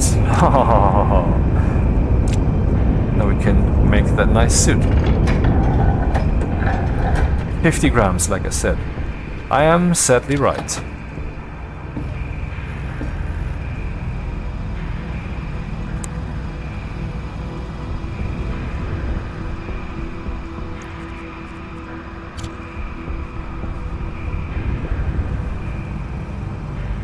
Some games have mouse acceleration, and I don't understand how that is not the very first thing ever to be fixed when you're starting to work with that 3D engine of yours or of someone else's, and yet then you implement your game. How is that not the first thing that you fix? It's completely useless if there's mouse acceleration. And Stationeers doesn't have that. Stationeers is proper, just proper input. Reliable, reliable, reliable, reliable, yeah. It's also a pretty fast rendering engine, considering all the things that it's doing, because all these objects are dynamic. It's like Minecraft on crack.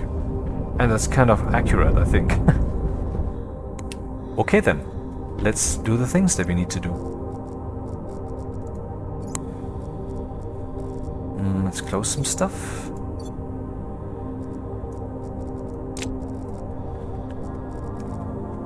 Oh, the helmet is damaged anyway.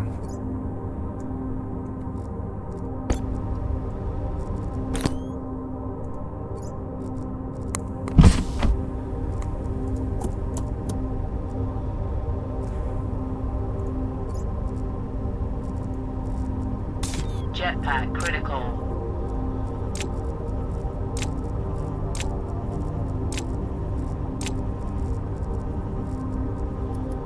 Yeah, let's show off what this thing can do.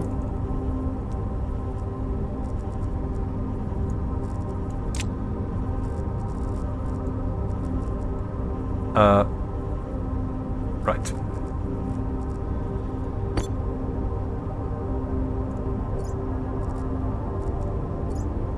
Okay, both of these have probably been disposed of. Here. One thing's missing, right? Yeah, the suit itself. Man, I don't have the suit itself yet. I bet we can make that.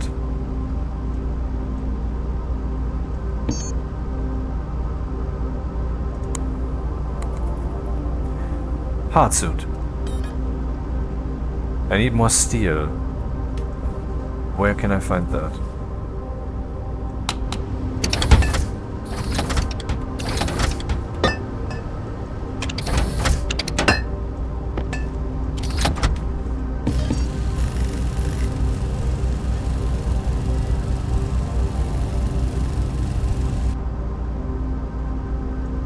Excuse me? What just manifested?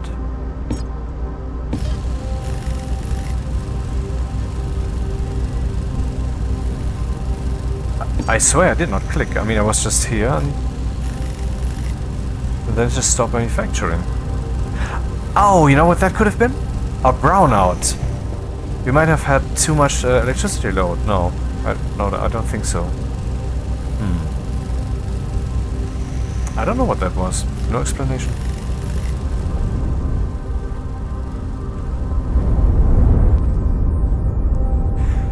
Yeah, and one thing I want to do, but probably not today, you know, because of limited time, is, I already said that in the previous video, some kind of gauge, no, not gauge, a progress bar which shows how full my station batteries are or how full the fuel is. Imagine a wall full of lights, a light, a light, a light. Maybe I should actually make those lights right now to see how that would, what that would look like. Are we done? Oh, no, okay, no, let's do the suit then.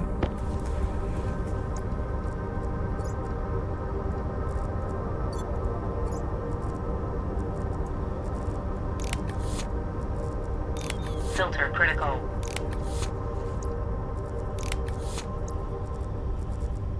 Air tank critical. Waste tank critical. Power critical.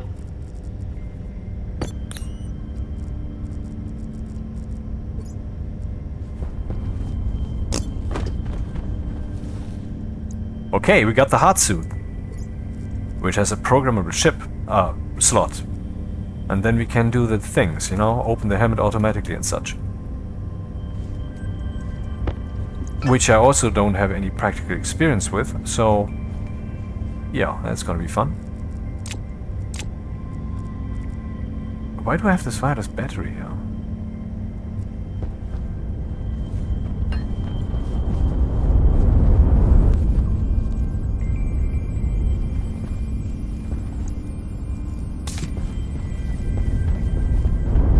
So much smoother than all this click, clickety, click, careful, wrong shit, and so forth. Just click, swap, done. That's the way.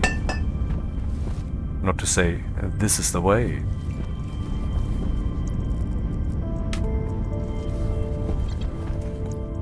Nuclear battery.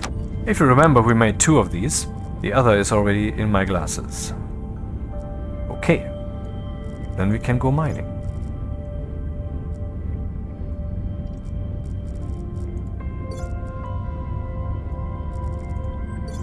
And the focus is iron and gold.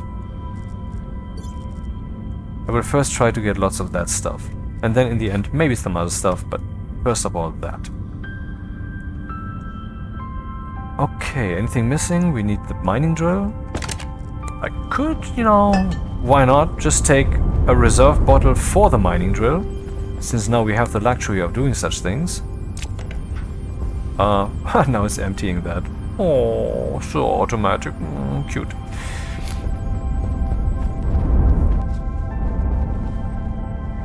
Can basically not see anything on the screen because everything is overlaid with GUI. Maybe you have noticed, by the way, that my GUI is a bit smaller than what you're used to. You can adjust that in the settings.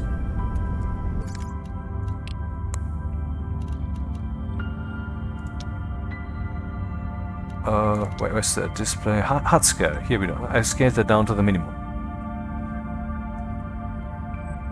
And I don't use autosave.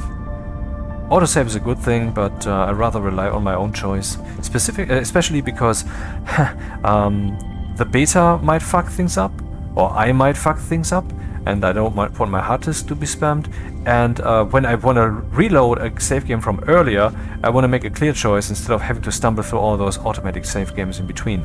I'm not saying it's a bad thing to have, not at all. Pressure critical. Oxygen critical. Okay, welcome to Hardsuit country.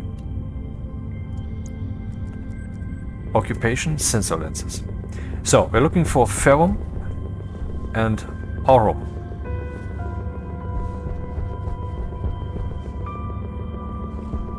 That would be iron. And I wouldn't have found that, because it's buried right underneath the surface. So let's start digging then. It's important not to push too hard forward. One must not forget that this overlaid matrix reality is not the physical reality. So if you push too hard, then I guess even in the Hardsuit you can sometimes experience these smack moments where your suit gets damaged because you pushed yourself too deeply into a corner. I basically never have that during mining, that this happens to me, because I'm patient enough, I guess, or I've gotten used to it, whatever. But maybe this will just happen during this mining trip. I don't have any duct tape on me. My suit is brand new, I don't want to fucking fix it.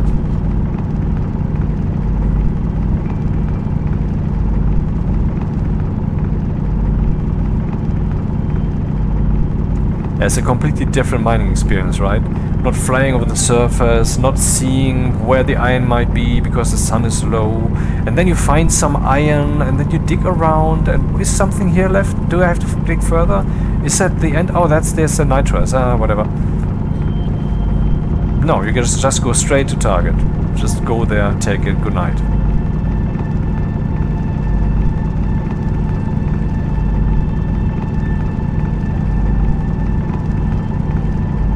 Oro. How fortunate.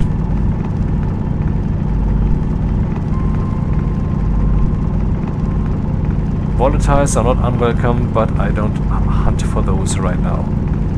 First, I want to fill my pockets with the good stuff.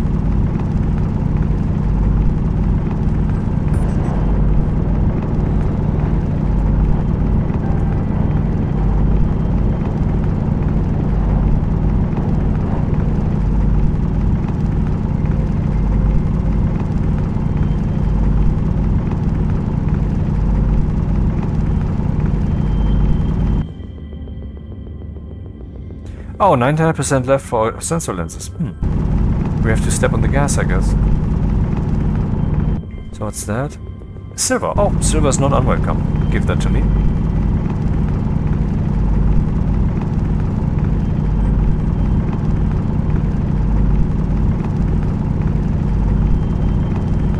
Okay, I'm kind of full. Yeah, this is not the best way to do it. I could blah blah blah blah blah blah, but I won't. And maybe later I will. This is how life is. Which is what I am. So. Some gold here. Some silver there. And then continue.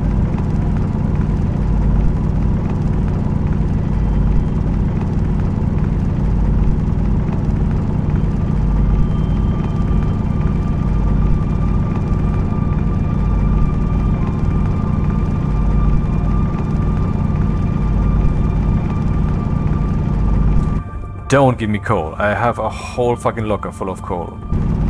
Don't want no more. Thanks. Yeah, for steel making, but how much do you need really? A bit more than before now? Yeah, sure, but... What? Oh, I was in a mountain? I thought I was underground. Yeah, you know what I mean, okay? More gold for me.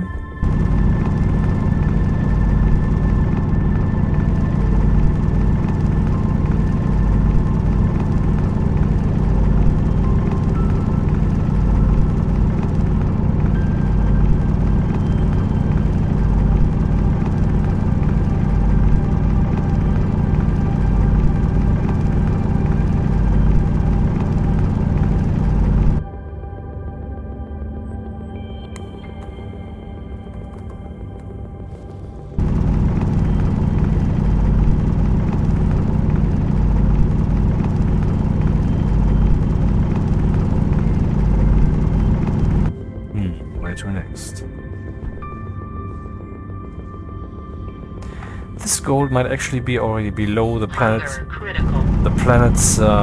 bedrock, because well, there's still stuff below that, and you can even see that with the glasses. But let's try. Maybe that's... Oh, it's not that low. Okay. Thanks then.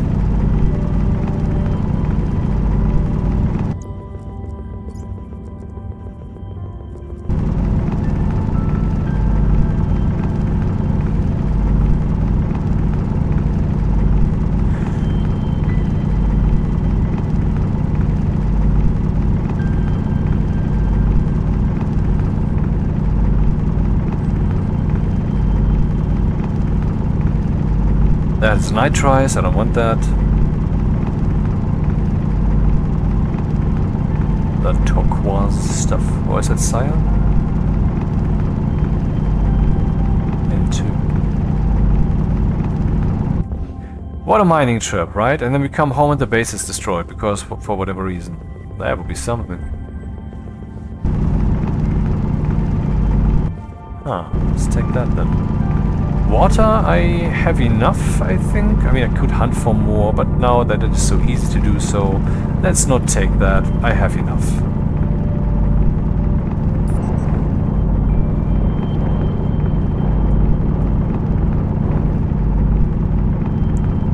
Oh, I haven't yet really demonstrated the jetpack of this thing. The jetpack of the Hardsuit is something else, especially if you turn up the thrust to maximum like I did. No, Cole, fuck off. I don't want you.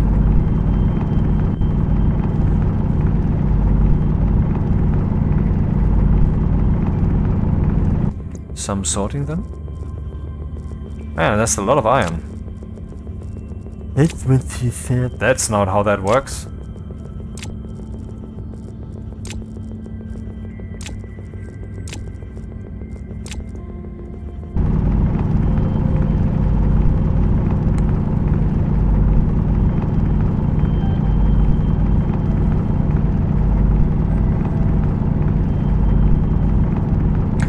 Well, guess I will leave my PC on tonight to upload that video.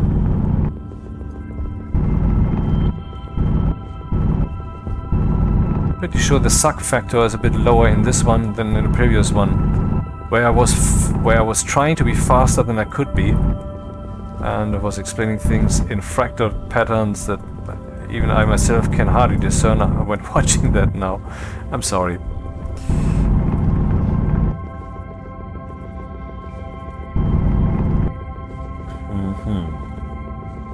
So where to next? X would be volatiles, I would assume. Yep. Well, I need to fill a large fucking volatile tank, so maybe it's time to take that stuff with too.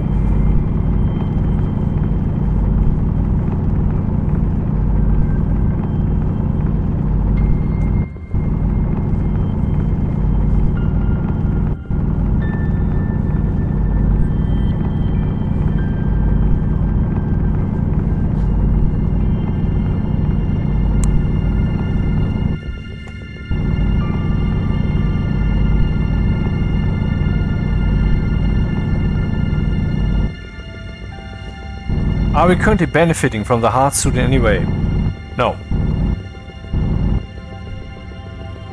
I think it's bigger here, but yeah, it's one row extra, yeah. But I mean, we're not practically benefiting.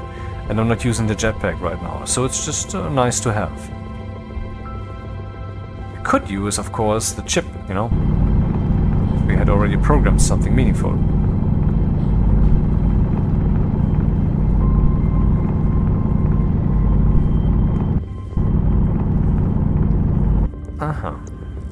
Limit reached. This one's full, let's close that.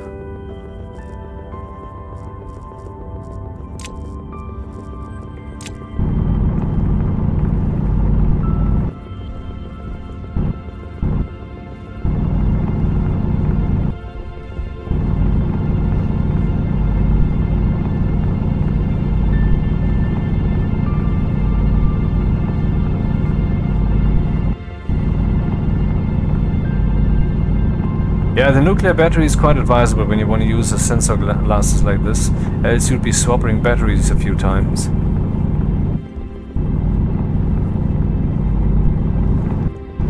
Oh, what's that? An underground cavern.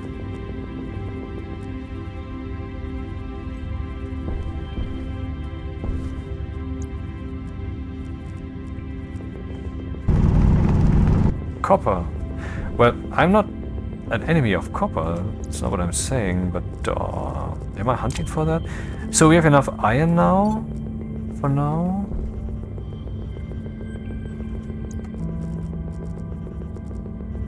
I thought I had more silver reading.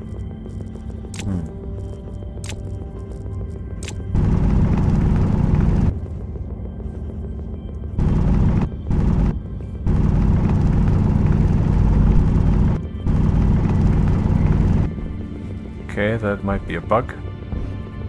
Because there's nothing there anymore. Yet it claims that there is. Happens sometimes.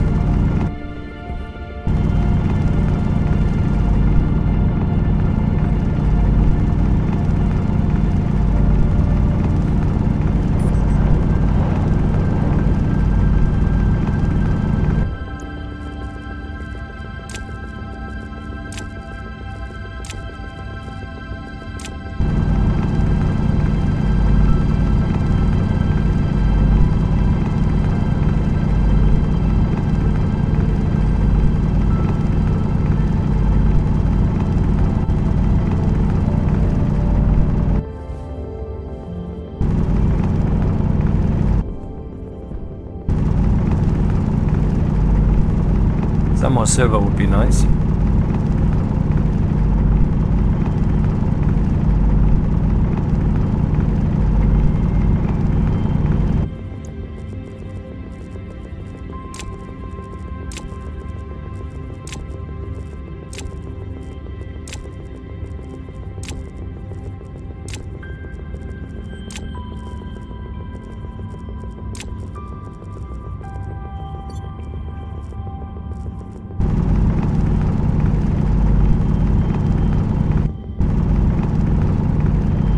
Oh, that's not silver. That's silicon. Of which I think I have enough.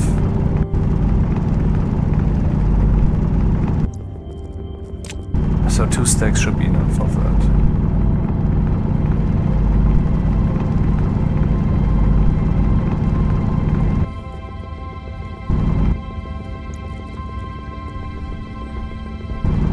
Gold. Always welcome.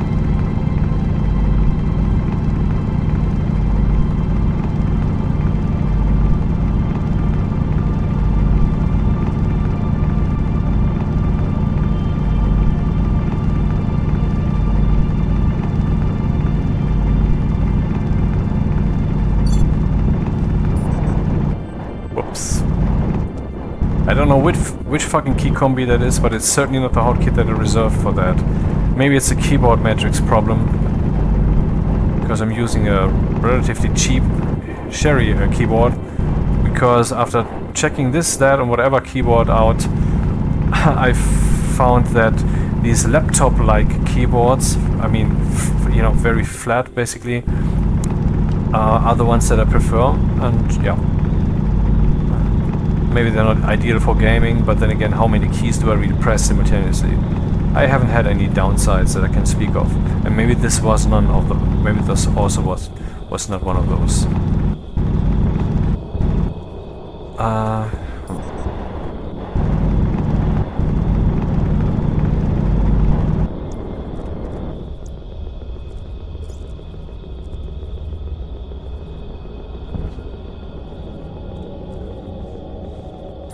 Let's go back to the surface.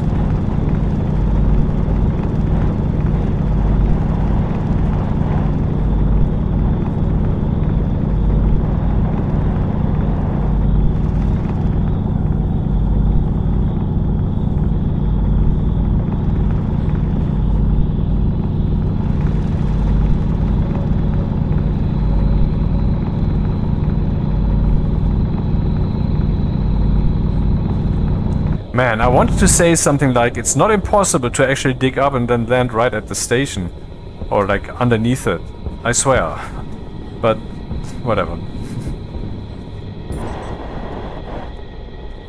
Let's just stop for now. It's, you know, that's enough. Let's turn off the glasses if I find them. There they are. And whatever happened to my hands? What the fuck is happening? I don't know. Weird. Anyway, let's fly a little.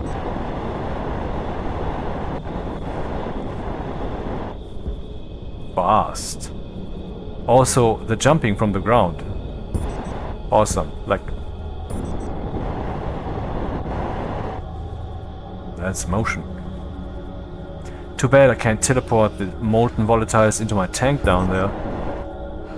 I just have to store them for later once I have mechanics for that in place. Alright then. That was successful. Chargen Sie bitte jetzt. Didn't I have another antenna battery here? Apparently not. And now, refilling that was so tedious before, wasn't it? Save. And now all we have to do is...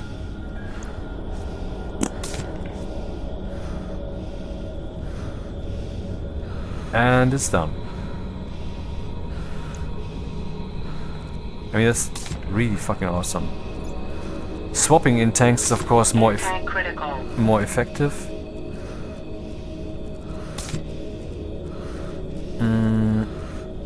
Don't I have... I do.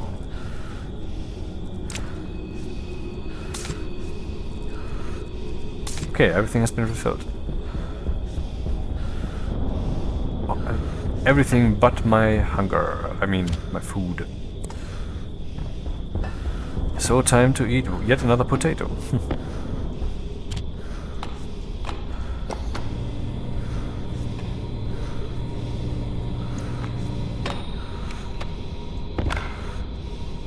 Okay, it doesn't work. Hunger caution.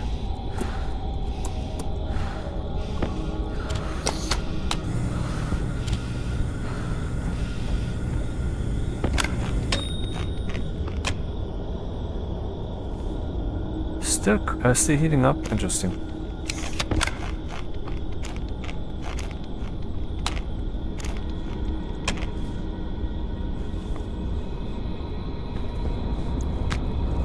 Now I'm curious, since I did some internal rewirings, redecorations here, let's check if everything's alright after we left the furnace alone for so long. I know it's the other furnace, that's exactly what I'm talking about.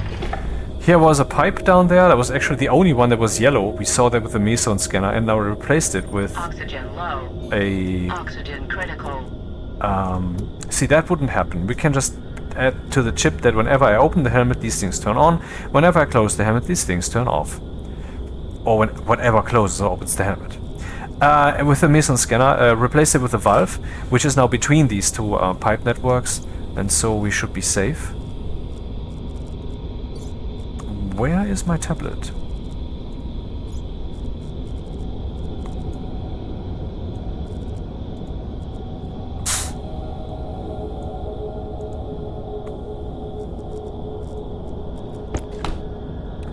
Three megapascals at -14. That's actually not so entirely harmless. Let's pump that out.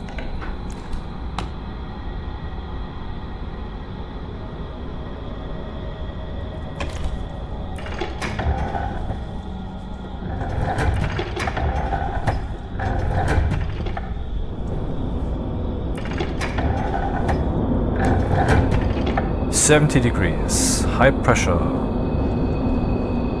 And what does it look like here?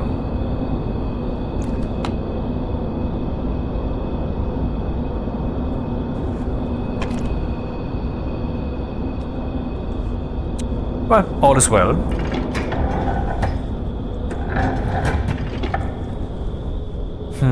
How do we organize this then? This is all furnace stuff, you know, mostly volatiles and then some oxide. Same here, same here, same here. Now here we have pure volatiles. Here mostly too. I think I should keep these with me. Put something in the smelter, like some iron, which we always need but never have.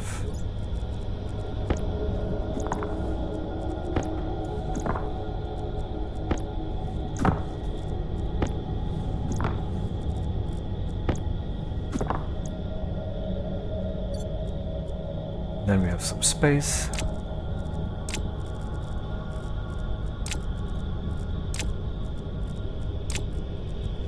And that's another mining belt that can be removed.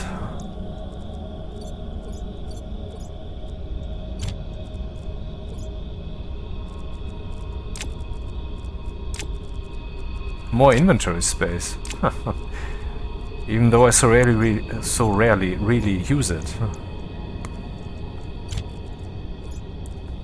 That stays for now. Yeah, well, okay, the rest is history. I think we should stop the video for now. It was, I think, rather well done today. Everything worked out fine. Especially this guy. Dude, man. I love this thing. Just like my arc furnace. Wasn't there a third thing that I had also done? Yeah, the stackers, you know? The stackers here. When they produce cable and cable and cable and then they stop. And then I turn that off. And this thing also turns off, no longer consuming electricity, but before that spits out everything it has. Or when you usually attach a stacker like this, then if you empty the manufactory of all the ingots it has, or all the resources, then the last one will always stay up here. But this doesn't happen here. As soon as you turn that thing off, the last one will come out too. That is very cool. Then the arc furnace here, which is automatically turned on, and it looks funny, and spits out the stuff into the station and has a stack here of stuff to smelt for later.